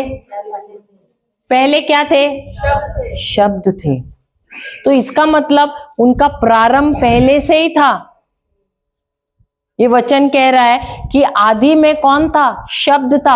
और ये शब्द कौन था? खुद प्रभु यीशु था। और ये शब्द किसके साथ था? परमेश्वर के साथ था। फिर वह और शब्द ईश्वर था, वह आदि में ईश्वर के साथ था, वह आदि में ईश्वर के साथ था, उसके द्वारा सब कुछ उत्पन्न हुआ, उसके द्वारा सब कुछ उत्पन्न हुआ और उसके बिना कुछ भी उत्पन्न नहीं हुआ। हालेलुया। तो आदि में यीशु था और इसी ये यीशु शब्द था और उसी के द्वारा सारी सृष्टि का निर्माण हुआ। लेकिन इसी यीशु को इस पृथ्वी पर वो कुछ भी नहीं कर सकता है बगैर शरीर का। और क्योंकि शरीर चाहिए था, परमेश्वर ने इब्राइल के द्वारा संदेश भेजा और ये संदेश जब माता मरियम ने स्वीकार किया, वो गर्भवती हुई उस बीज के द्वारा, उस शब्द के द्वारा। जो देवदूत जो शब्द लेकर आया या संदेश लेकर आया, उसी संदेश के द्वारा माता मरियम का उसने क्या किया? गर्भ धारण किया। हालेलुया, हालेलुया, जय यीशु, जय यीशु। और उसके उस गर्भ धारण करने की वजह से प्रभु यीशु इस पृथ्वी पर आए। 14वां वचन क्या कहता है? देखिए, वही पहला का 14, यूहन्ना पहला का 14। शब्द ने शरीर धारण कर हमारे बीच निवास किया। हमने उसकी नहीं, बस शब्द ने क्या किया? शब्द ने क्या किया? अब यही शब्द जो इब्राइल ने दिया माता मरियम को, जब वो उस पर देखो, जब उसको शब्द दिया तो माता मरियम ने उसको ग्रहण किया। अब हमने जो पेत्रस का पहला अध्याय 23वां वचन में, पहला पेत्रस पहला अध्याय 23वें वचन में क्या कहा पढ़ा है कि पहला जन्म हमारा कैसे हुआ? हमारे माता पिता साथ में आए और तब हमारा पहला जन्म हुआ। अब अगर मरियम पुरुष के साथ मिलकर अगर जन्म देती प्रभु यीशु को, तो क्या पाप के साथ आ जाता प्रभु यीशु? पाप आता कि नहीं? आता कि नहीं? क्यों? क्योंकि जो शुक्राणु है पुरुष का, उसमें क्या है? खून है, और उस खून में पाप है। और इसीलिए यहां पर जब माता मरियम को गर्भ धारण करना था, वहां पर पुरुष को शामिल नहीं होना था। Hallelujah, hallelujah. और इसीलिए परमेश्वर ने इब्राइल को भेजा, अपना संदेश भेजकर, जो इतने सालों से 4000 सालों से जो नबी संदेश दे रहे थे या भविष्यवाणी कर रहे थे, वो सारा भविष्यवाणी लेकर उसको बीज के रूप में वही इब्राइल लाया। और जिस प्रकार एक पुरुष अपना बीज देता है स्त्री को, उसी प्रकार उसने क्या किया? उस बीज को माता मरियम को दिया, जिसने उस बीज को ग्रहण किया। हालेलुया। ये पहला और आखिरी ऐसा क्या बोलते हैं, गर्भ कंसेप्शन को क्या बोलते हैं आप? गर्भ धारण हुआ है इस दुनिया में, पहली बार और आखिरी बार हुआ है। हालेलुया। क्योंकि परमेश्वर को अपने पुत्र को भेजना था, इसीलिए उन्होंने ऐसे किया। उन्होंने संदेश भेजा, जो भी भविष्यवाणी की थी उस सारी भविष्यवाणी को वो बीज के रूप में इब्राइल के हाथ में भेजा। और माता मरियम ने जब उसको स्वीकार किया, तब उन्होंने गर्भ धारण किया, उन्होंने उस संदेश को लिया, उनको भी मनन चिंतन करना पड़ा उस वचन पे, क्योंकि जब तक वो भी विश्वास नहीं कर रही है और वो उस पर मनन चिंतन नहीं कर रही है, वो भी गर्भ धारण नहीं कर सकती है। हालेलुया। तो जो संदेश उसको मिला, जब वो उस पर मनन चिंतन करने लगी, पवित्र आत्मा उस पर छाए और परमेश्वर का सर्वश्रेष्ठ क्या बोला है वहां पर, सामर्थ्य या शक्ति उन पर आई और उन्होंने गर्भ धारण किया। हालेलुया। और प्रभु यीशु जो शब्द का रूप था, उन्होंने मांस और लहू धारण किया और वे इस पृथ्वी पर आए। हालेलुया। समझ में आया कि प्रभु यीशु कैसे इस पृथ्वी पर आए। उसी प्रकार परमेश्वर ने आपको, भले आप पुरुष हो या स्त्री हो, हम सबको उन्होंने एक गर्भ दिया है जो है आत्मिक। हमको जो कुछ भी चाहिए इस दुनिया में परमेश्वर ने हमको दे दिया है जो आत्मा में है, लेकिन उस चीज को हमको लाना है कैसे? क्योंकि देखो, जिस प्रकार वो शब्द है इब्राहिम लेकर आया और उसने माता मरियम को दिया, माता मरियम ने उस शब्द को लिया और उसने गर्भ धारण किया, उसी प्रकार परमेश्वर ने भी हमको जो गर्भ दिया है, वो कौन सा गर्भ है? आध्यात्मिक गर्भ है। और आपके जीवन, देखो अधिकतर हमको ऐसे लगता है कि मुझे चमत्कार चाहिए, मेरे जीवन में महान महान कार्य होने चाहिए, लेकिन जब तक हम भी गर्भ नहीं धारण करते हैं, हमको भी गर्भ धारण करना है हर एक को, भले वो पुरुष हो स्त्री हो, वचन लेना है, क्योंकि हर एक को दिया है प्रभु ने एक वूम को क्या बोलेंगे, गर्भाशय ना, गर्भाशय दिया, एक वूम दिया है जिसके अंदर हमको क्या करना है, गर्भवती होना है वचन के साथ। किसके साथ? वचन के साथ। हालेलुया। क्योंकि जो भी आपके जीवन में चाहिए वो सारा प्रभु ने आपको दिया है, कैसे? वचन के समान। और ये वचन क्या है? बीज है। जो कुछ भी दिया है, ऐसा नहीं कि मैंने पढ़ा बाइबल में से मुझे मिला, नहीं, जो कुछ भी दिया है बीज के समान हमको दिया है, जो है उनका वचन। उस वचन को मुझे लेना है और उसे मुझे क्या करना है, उसको मुझे अपने अंदर बोना है। अब बोएंगे कैसे? हम जाते हैं भजन संहिता या स्तोत्र गीत 45 का पहला और दूसरा वचन लेना।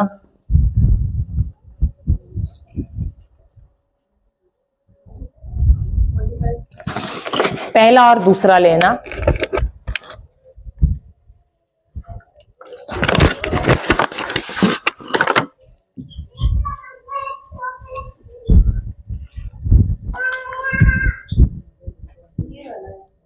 पहला और दूसरा मिला? 45 का पहला। हाँ। मेरे हृदय में, हाँ, मेरे हृदय में मधुर भाव उमड़ रहे हैं। हाँ, मैं राजा के आदर में गीत सुनाऊंगा। हाँ। मेरी जीवा कुशल कवि की लेखनी की तरह है। आप पुरुषों में सर्व सुंदर हैं। आप पुरुषों में सर्व सुंदर हैं।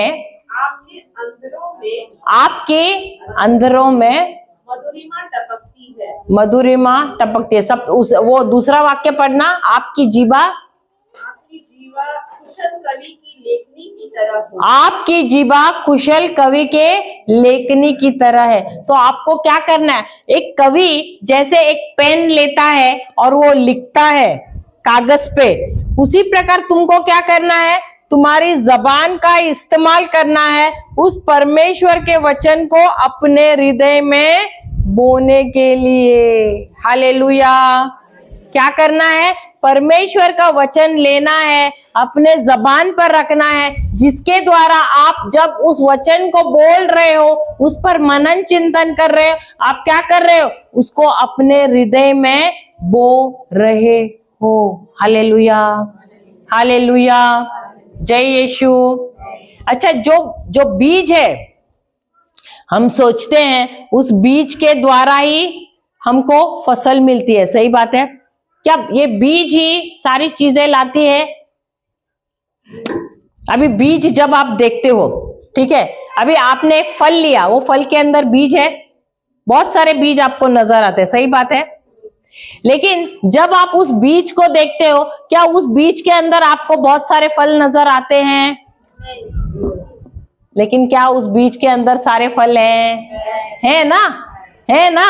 लेकिन ये बीज जो है, तब तक वो सारी चीजें नहीं लाता है जब तक उस बीज को हम भूमि में नहीं बोते हैं। Hallelujah, hallelujah. लेकिन क्या ये सारी चीजें उस बीज के अंदर से आती हैं? ठीक है, उत्पत्ति का ग्रंथ 1 अध्याय 11वां वचन निकालना, देखिए कहां से आती है। 1 का 11।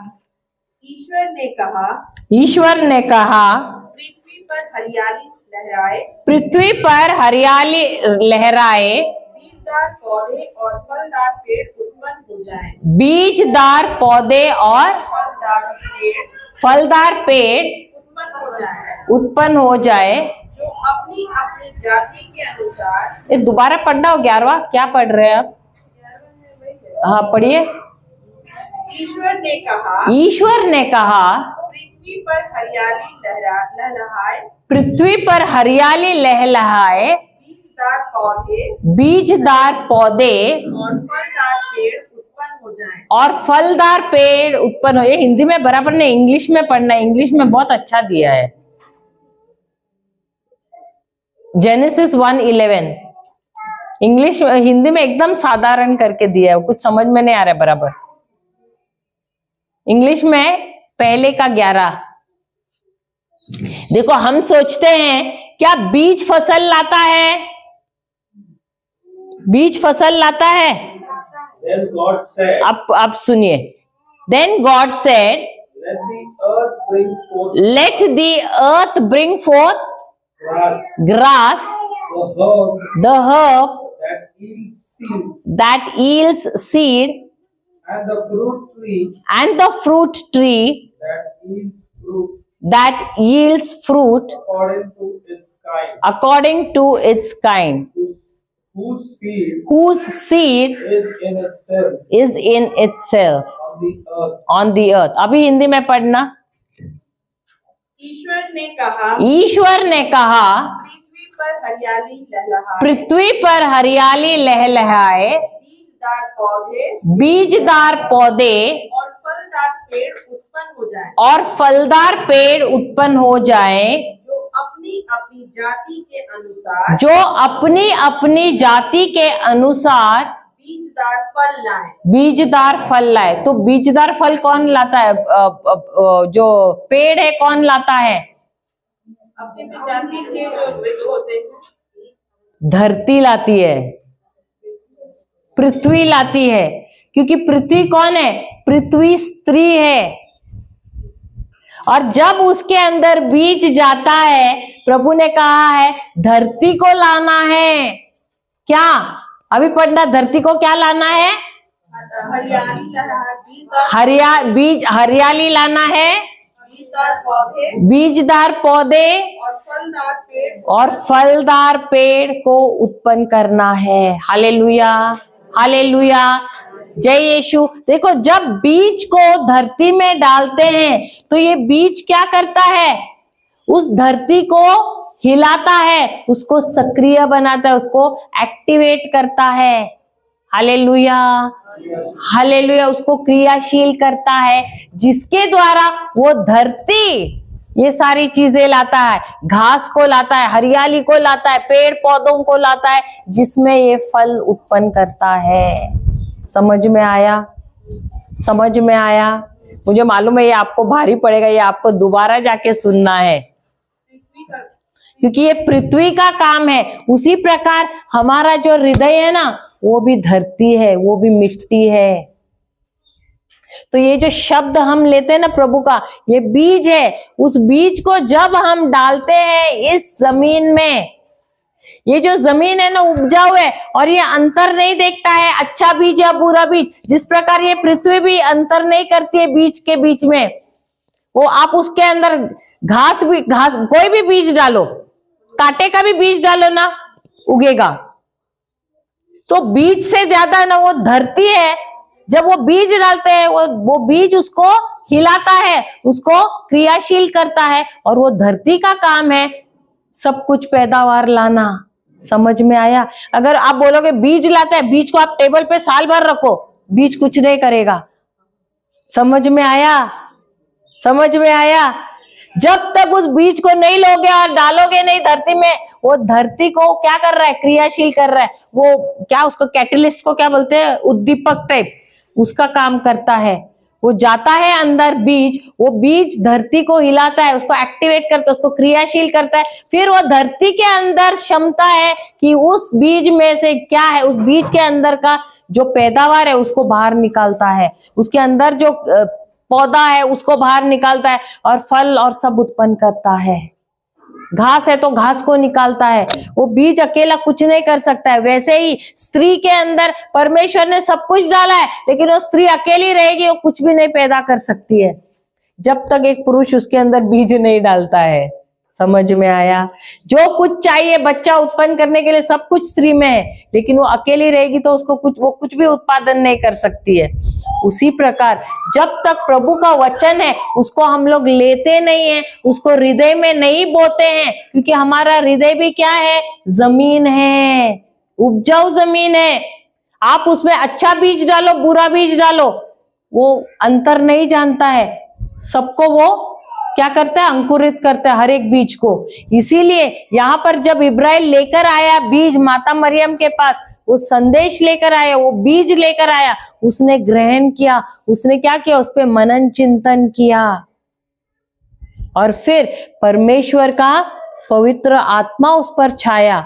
परमेश्वर की जो शक्ति है उसने क्या किया? उस बीज को लिया और उसको मांस और लहू बनाया।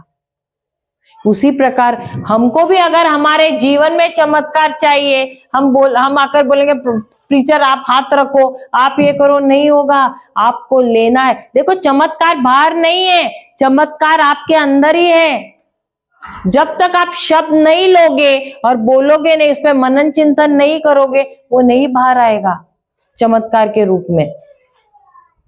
उसी प्रकार आप जो कुछ भी आपको चाहिए, चंगाई चाहिए, श्राप मुक्ति चाहिए, सुरक्षा चाहिए, आशीषें चाहिए, सब कुछ जो कुछ भी आपको चाहिए, सारी चीजें प्रभु यीशु द्वारा परमेश्वर ने किया है, आपके अंदर जमा कर दिया है आपकी आत्मा में।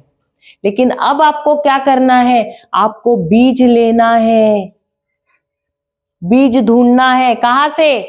बाइबल में से। उस बाइबल में से बीज लेना है, आपको अंदर बोना है, आपको बोना है। Hallelujah, hallelujah. और जब आप जैसे माता मरियम मनन चिंतन कर रही थी, पवित्र आत्मा भी उस शब्द को लेगा, क्योंकि कहां पर है सब कुछ? अंदर ही है। कहां पर है? अंदर ही है, सब कुछ है। लेकिन आपको क्या करना है? बीज ढूंढना है। कहां से? बाइबल से ही निकालना है बीज, बाइबल से निकालना है, उस पर मनन चिंतन करना है जैसे माता मरियम ने किया। और क्या होगा? आप गर्भवती बनोगे उसी शब्द के द्वारा, क्योंकि हर एक को प्रभु ने दिया है आध्यात्मिक गर्भ, जिसके द्वारा हमको गर्भवती होना है, उसी बीज के द्वारा। और वो बीज है परमेश्वर का वचन। और तब आपको आपका चमत्कार मिलेगा। हालेलुया। शुरुआत के लिए ठीक है, हम हाथ रख के प्रार्थना करेंगे, सब कुछ करेंगे, लेकिन यहां से बाहर निकलने के बाद क्या वो चमत्कार को आप रख पाएंगे? नहीं। इसीलिए सबके पास बीज होना जरूरी है। और ये कौन सा बीज है? विनाशकारी नहीं है, अविनाशी बीज है, जो आपके साथ रहेगा, आपके हृदय में रहेगा और वो चमत्कार लेकर आएगा, चंगाई लाएगा, श्राप मुक्ति लाएगा, आशीष लाएगा। हालेलुया, हालेलुया, जय यीशु। अभी हम सीखेंगे, मैं आपको एक क्या बोलते हैं, साक्षात मैं चाहती हूँ कि आप भी सीखें कि कैसे हमको गर्भवती होना है आध्यात्मिक दुनिया में। हालेलुया। यूहन्ना का किताब पहला अध्याय 14 वचन क्या कहता है? यूहन्ना की किताब पहला अध्याय। शब्द ने शरीर धारण कर हमारे बीच निवास किया। किसने? शब्द ने शरीर धारण कर हमारे बीच निवास किया। अब किसके पास बाइबल है? कौन आना चाहता है? यहाँ पर 2 जन आ सकते हैं, जिसके पास बाइबल है।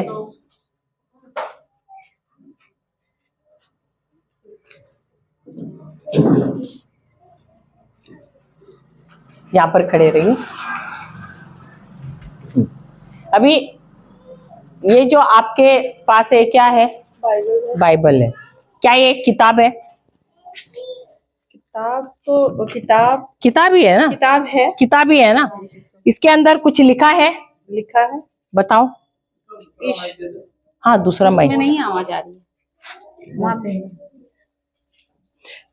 तो ये कौन से अक्षर में लिखा, कौन से कलर में लिखा है? ब्लैक, काले कलर में। Hallelujah, hallelujah. क्या ये हिल रहे हैं अक्षर? नहीं हिल रहे हैं। लेकिन क्या आप देखना चाहते हैं, समझना चाहते हैं कि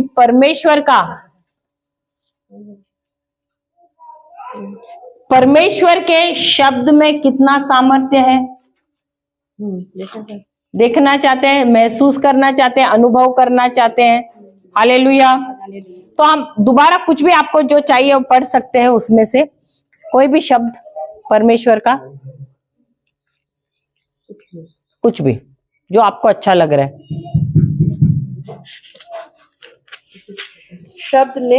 शब्द ने शरीर धारण कर हमारे बीच निवास किया। हमने उसकी महिमा देखी। वह पिता के इकलौते की महिमा जैसी। ओके, ठीक है। अभी आप जब वह सहायक पिता के यहाँ से आने वाला वह सत्य का आत्मा आएगा, जिसे मैं पिता के यहाँ से तुम लोगों के पास भेजूंगा, तो वह मेरे विषय में साक्ष्य देगा। ओके, ठीक है। ये अभी क्या है? ये प्रभु का वचन है। ठीक है।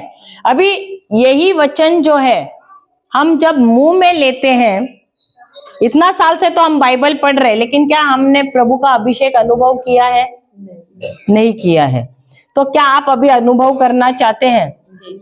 तो ये जो बाइबल है, इसमें से ही हम वचन लेंगे और हम बोलेंगे। और आपको कल्पना करना है कि ये क्या है? ये खुद प्रभु यीशु है। और आप छू रहे हैं किसको? प्रभु यीशु को छू रहे हैं। तो ये जो शब्द है, शब्द क्या हुआ? शरीर धारण किया। शब्द ने शरीर धारण किया। Hallelujah, hallelujah. तो आप इस शरीर को छू रहे हैं, प्रभु यीशु को छू रहे हैं, और उनका अभिषेक अब आपके अंदर बह रहा है। तो अभी आप आंख बंद कीजिए, कल्पना कीजिए, इसको छूइए, और आप कल्पना कीजिए कि आप खुद प्रभु यीशु के शरीर को छू रहे हैं, उनके हाथ को आपने कस के पकड़ा है, और आप बोलिए, हे प्रभु यीशु, मैं दोनों बोलना है, हे प्रभु यीशु, साथ में। और आपको कल्पना करना है कि आप प्रभु यीशु का शरीर को छू रहे, दोनों को भी। आप बुक चाहिए तो खुला रख के आप पकड़ सकते हैं, कस के, बंद भी करेगा चलेगा, लेकिन आपको विश्वास करना है कि आप प्रभु यीशु को ही छू रहे हैं। और आप बोलिए, हे प्रभु यीशु, हे प्रभु यीशु, मैं आपको, दोनों साथ में, मैं आपको छू रही हूँ और आपका प्रेम मेरे अंदर बह रहा है। हे प्रभु यीशु, मैं आपको छू रही हूँ और आपका प्रेम मेरे अंदर बह रहा है। हे प्रभु यीशु, मैं आपको छू रही हूँ और आपका प्रेम मेरे अंदर बह रहा है। प्रभु यीशु, मैं आपको छू रही हूँ और आपका प्रेम मेरे अंदर बह रहा है। प्रभु यीशु, मैं आपको छू रही हूँ और आपका प्रेम मेरे अंदर बह रहा है। प्रभु यीशु, मैं आपको छू रही हूँ और आपका प्रेम मेरे अंदर बह रहा है। प्रभु यीशु, मैं आपको छू रही हूँ और आपका प्रेम मेरे अंदर बह रहा है। प्रभु यीशु, मैं आपको छू रही हूँ और आपका प्रेम मेरे अंदर बह रहा है। बोलिए साथ में, प्रभु यीशु, मैं आपको छू रही हूँ। सब साथ में बोलिए, प्रभु यीशु, मैं आपको छू रही हूँ और आपका प्रेम मेरे अंदर बह रहा है। प्रभु यीशु, मैं आपको छू रही हूँ और आपका प्रेम मेरे अंदर बह रहा है। प्रभु यीशु, मैं आपको छू रही हूँ और आपका प्रेम मेरे अंदर बह रहा है। प्रभु यीशु, मैं आपको छू रही हूँ और आपका प्रेम मेरे अंदर बह रहा है। प्रभु यीशु, मैं आपको छू रही हूँ और आपका प्रेम मेरे अंदर बह रहा है। प्रभु यीशु, मैं आपको छू रही हूँ और आपका प्रेम मेरे अंदर बह रहा है। प्रभु यीशु, मैं आपको छू रही हूँ और आपका प्रेम मेरे अंदर बह रहा है। प्रभु यीशु, मैं आपको छू रही हूँ और आपका प्रेम मेरे अंदर बह रहा है। प्रभु यीशु, मैं आपको छू रही हूँ और आपका प्रेम मेरे अंदर बह रहा है। प्रभु यीशु, मैं आपको छू रही हूँ और आपका प्रेम मेरे अंदर बह रहा है। प्रभु यीशु, मैं आपको छू रही हूँ और आपका प्रेम मेरे अंदर बह रहा है। प्रभु यीशु, मैं आपको छू रही हूँ और आपका प्रेम मेरे अंदर बह रहा है। प्रभु यीशु, मैं आपको छू रही हूँ, आपका प्रेम मेरे अंदर बह रहा है। प्रभु यीशु, मैं आपको छू रही हूँ, आपका प्रेम मेरे अंदर बह रहा है। प्रभु यीशु, मैं आपको छू रही हूँ, आपका प्रेम मेरे अंदर बह रहा है। प्रभु यीशु, मैं आपको छू रही हूँ, आपका प्रेम मेरे अंदर बह रहा है। प्रभु यीशु, मैं आपको छू रही हूँ, आपका प्रेम मेरे अंदर बह रहा है। प्रभु यीशु, मैं आपको छू रही हूँ, आपका सामर्थ्य मेरे अंदर बह रहा है। प्रभु यीशु, मैं आपको छू रही हूँ, आपका सामर्थ्य मेरे अंदर बह रहा है। प्रभु यीशु, मैं आपको छू रही हूँ, आपका सामर्थ्य मेरे अंदर बह रहा है। प्रभु यीशु, मैं आपको छू रही हूँ, आपका सामर्थ्य मेरे अंदर बह रहा है। प्रभु यीशु, मैं आपको छू रही हूँ, आपका सामर्थ्य मेरे अंदर बह रहा है। प्रभु यीशु, मैं आपको छू रही हूँ, आपका सामर्थ्य मेरे अंदर बह रहा है। प्रभु यीशु, मैं आपको छू रही हूँ, आपका सामर्थ्य मेरे अंदर बह रहा है। प्रभु यीशु, मैं आपको छू रही हूँ, आपका सामर्थ्य मेरे अंदर बह रहा है। प्रभु यीशु, मैं आपको छू रही हूँ, आपका सामर्थ्य मेरे अंदर बह रहा है। प्रभु यीशु, मैं आपको छू रही हूँ, आपका सामर्थ्य मेरे अंदर बह रहा है। प्रभु यीशु, मैं आपको छू रही हूँ, आपका सामर्थ्य मेरे अंदर बह रहा है। प्रभु यीशु, मैं आपको छू रही हूँ, आपका सामर्थ्य मेरे अंदर बह रहा है। प्रभु यीशु, मैं आपको छू रही हूँ, आपका सामर्थ्य मेरे अंदर बह रहा है। सब साथ में बोलिए, सब साथ में बोलिए, प्रभु यीशु, मैं आपको छू रही हूँ, आपका सामर्थ्य मेरे अंदर बह रहा है। प्रभु यीशु, मैं आपको छू रही हूँ, आपका सामर्थ्य मेरे अंदर बह रहा है। प्रभु यीशु, मैं आपको छू रही हूँ, आपका सामर्थ्य मुझ में बह रहा है। प्रभु यीशु, मैं आपको छू रही हूँ, आपका सामर्थ्य मुझ में बह रहा है। प्रभु यीशु, मैं आपको छू रही हूँ, आपका सामर्थ्य मुझ में बह रहा है। प्रभु यीशु, मैं आपको छू रही हूँ, आपका सामर्थ्य मुझ में बह रहा है। प्रभु यीशु, मैं आपको छू रही हूँ, आपका सामर्थ्य मुझ में बह रहा है। प्रभु यीशु, मैं आपको छू रही हूँ, आपका सामर्थ्य मुझ में बह रहा है। प्रभु यीशु, मैं आपको छू रही हूँ, आपका सामर्थ्य मुझ में बह रहा है। प्रभु यीशु, मैं आपको छू रही हूँ, आपका सामर्थ्य मुझ में बह रहा है। वो छू रहे, आपका सामर्थ्य मुझ में बह रहा है। प्रभु यीशु, मैं आपको छू रहे, आपका सामर्थ्य मुझ में बह रहा है। प्रभु यीशु, मैं आपको छू रहे, आपका सामर्थ्य मुझ में बह रहा है। प्रभु यीशु, मैं आपको छू रहे, आपका सामर्थ्य मुझ में बह रहा है। प्रभु यीशु, मैं आपको छू रहे, आपका सामर्थ्य मुझ में बह रहा है। प्रभु यीशु, मैं आपको छू रहे, आपका सामर्थ्य मुझ में बह रहा है। प्रभु यीशु, मैं आपको छू रहे, आपका सामर्थ्य मुझ में बह रहा है। प्रभु यीशु, मैं आपको छू रहे, आपका सामर्थ्य मुझ में बह रहा है। Hallelujah, hallelujah, hallelujah, hallelujah, hallelujah, hallelujah, hallelujah. मुझ में बह रहा है। प्रभु यीशु, मैं आपको छू रही हूँ, आपका सामर्थ्य मुझ में बह रहा है। प्रभु यीशु, मैं आपको छू रही हूँ और आपका सामर्थ्य मुझ में बह रहा है। और आपका सामर्थ मुझ में बह रहे हैं। मुझ में बह रहे हैं। प्रभु यीशु प्रभु यीशु आपको छू रही मैं आपको छू रही आपकी हूँ। चंगाई आपकी चंगाई मुझ में बह रही मुझ में बह रही है। प्रभु यीशु प्रभु यीशु आपको छू रही मैं आपको छू रही हूँ। आपकी चंगाई आपकी चंगाई मुझ में बह रही मुझ में बह रही है। प्रभु यीशु प्रभु यीशु आपके घाव द्वारा आपके घाव द्वारा चंगी हो गई। मैं बलि चंगी हूँ। आपके लहू द्वारा आपके लहू द्वारा चंगी हो मैं गई। चंगी हो गई। मैं चंगी हो गई। मैं चंगी हो गई। मैं चंगी हो गई।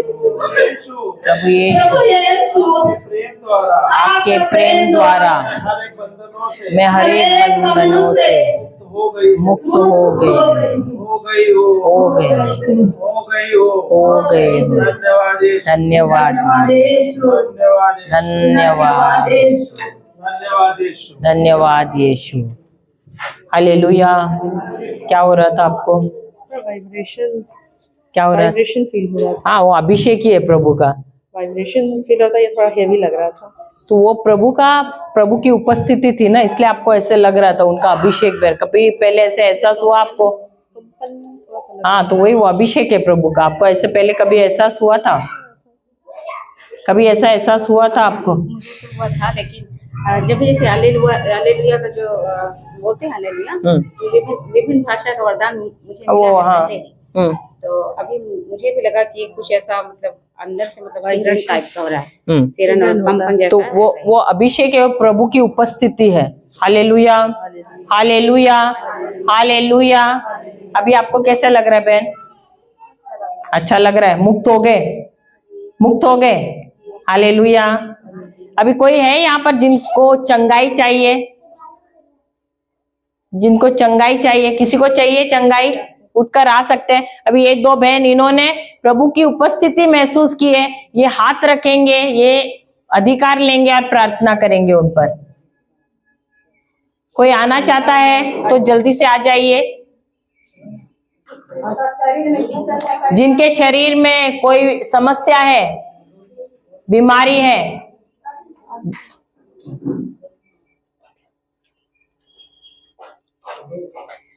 जल्दी आइए।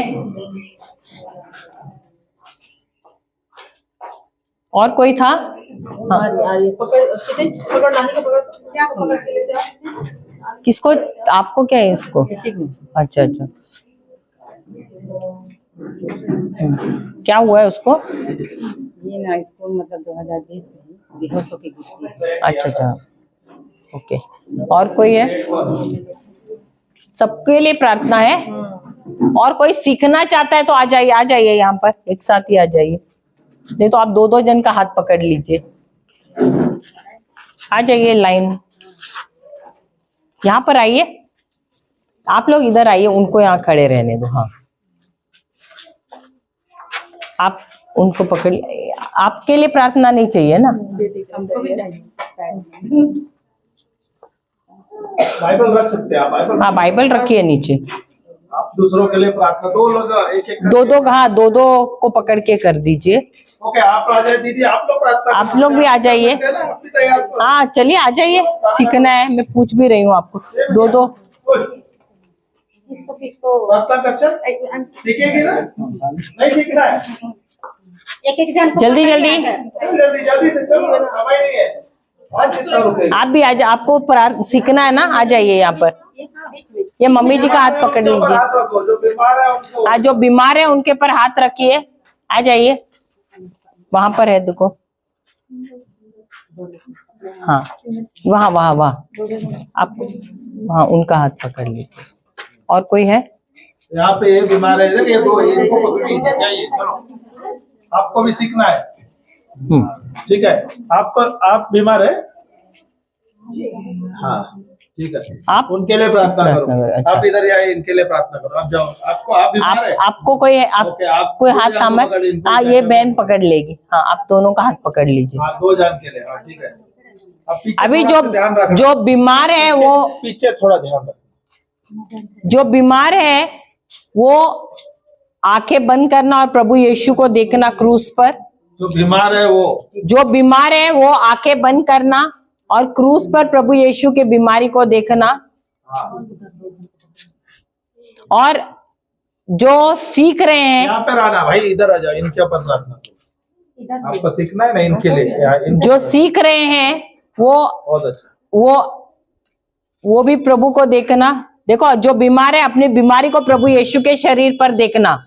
जो भी शरीर का जो भी भाग जिसमें आपको दर्द है या कुछ बीमारी है, उसको प्रभु यीशु के शरीर में देखना, आंखें बंद करना। और जो सीखना चाहते हैं वो भी आंखें बंद करना। आप लोग जो बीमार है मुंह मत खोलना, सिर्फ कल्पना करना और देखना कि आपकी बीमारी प्रभु यीशु के शरीर में है। और जो सीखना चाहते हैं बोलिए मुंह खोल के, हे प्रभु यीशु, मैं आपको धन्यवाद देती हूँ कि आज आपने मुझे सिखाया कि आपका वचन बीज के रूप में है और इस बीज को मुझे अपने जीवन में बोना है। और आपने क्रूस पर मरकर मेरी सारी बीमारियां, सारे विश्व की लोगों की बीमारियां अपने शरीर में ले ली हैं। और प्रभु यीशु, आपने मुझे अधिकार दिया है शैतान की सारी शक्तियों पर। हे प्रभु यीशु, आपने यह भी कहा है कि जो मुझ में विश्वास करता है वो वही कार्य करेगा जो मैंने किए हैं और उससे भी अधिक महान कार्य करेगा। तो प्रभु यीशु के नाम से मैं इस भाई के, इस बहन के शरीर में जो कोई भी पीड़ा है, ये दुष्ट आत्मा जो इन्हें पीड़ा दे रहा है, रोग दे रहा है, दर्द दे रहा है, उस पर मैं प्रभु यीशु के नाम से अधिकार लेती हूँ। उसे मैं प्रभु यीशु के नाम से डांटती हूँ। उसे मैं कहती हूँ उखड़ जा, उखड़ जा, प्रभु यीशु के नाम से तू उखड़ जा, अभी अभी अभी प्रभु यीशु के नाम से इस भाई के शरीर से, इस बहन के शरीर से उखड़ जा, उखड़ जा अभी, और जा समुद्र में गिर जा, जा समुद्र में गिर जा और दोबारा इनके जीवन में मत आना। प्रभु यीशु के नाम से मैं इनके शरीर के हर एक भाग से, हर एक अंग से हुक्म देती हूँ, सीधाई में हो जा, पुनर्निर्माण हो जा, नए से हो जा। प्रभु यीशु के नाम से सही तरह से कार्य करना। प्रभु यीशु के नाम से मैं इनके शरीर के हर एक भाग को नया होने का हुक्म देती हूँ। प्रभु यीशु के नाम से मैं इनके शरीर के हर एक भाग को नया होने का और सही तरह से कार्य करने का हुक्म देती हूँ। प्रभु यीशु के नाम से प्रभु यीशु का जीवन इनके शरीर में बह रहा है, बह रहा है। प्रभु यीशु का लहू इनके शरीर में बह रहा है। धन्यवाद यीशु। इनके शरीर में जो भी पीड़ा थी अभी अभी इसी वक्त निकल गई है, निकल गई है, निकल गई है, क्योंकि वचन कहता है जिसे पुत्र ने स्वतंत्र किया है वो स्वतंत्र है। मेरे भाई, मेरी बहन, तुम चंगी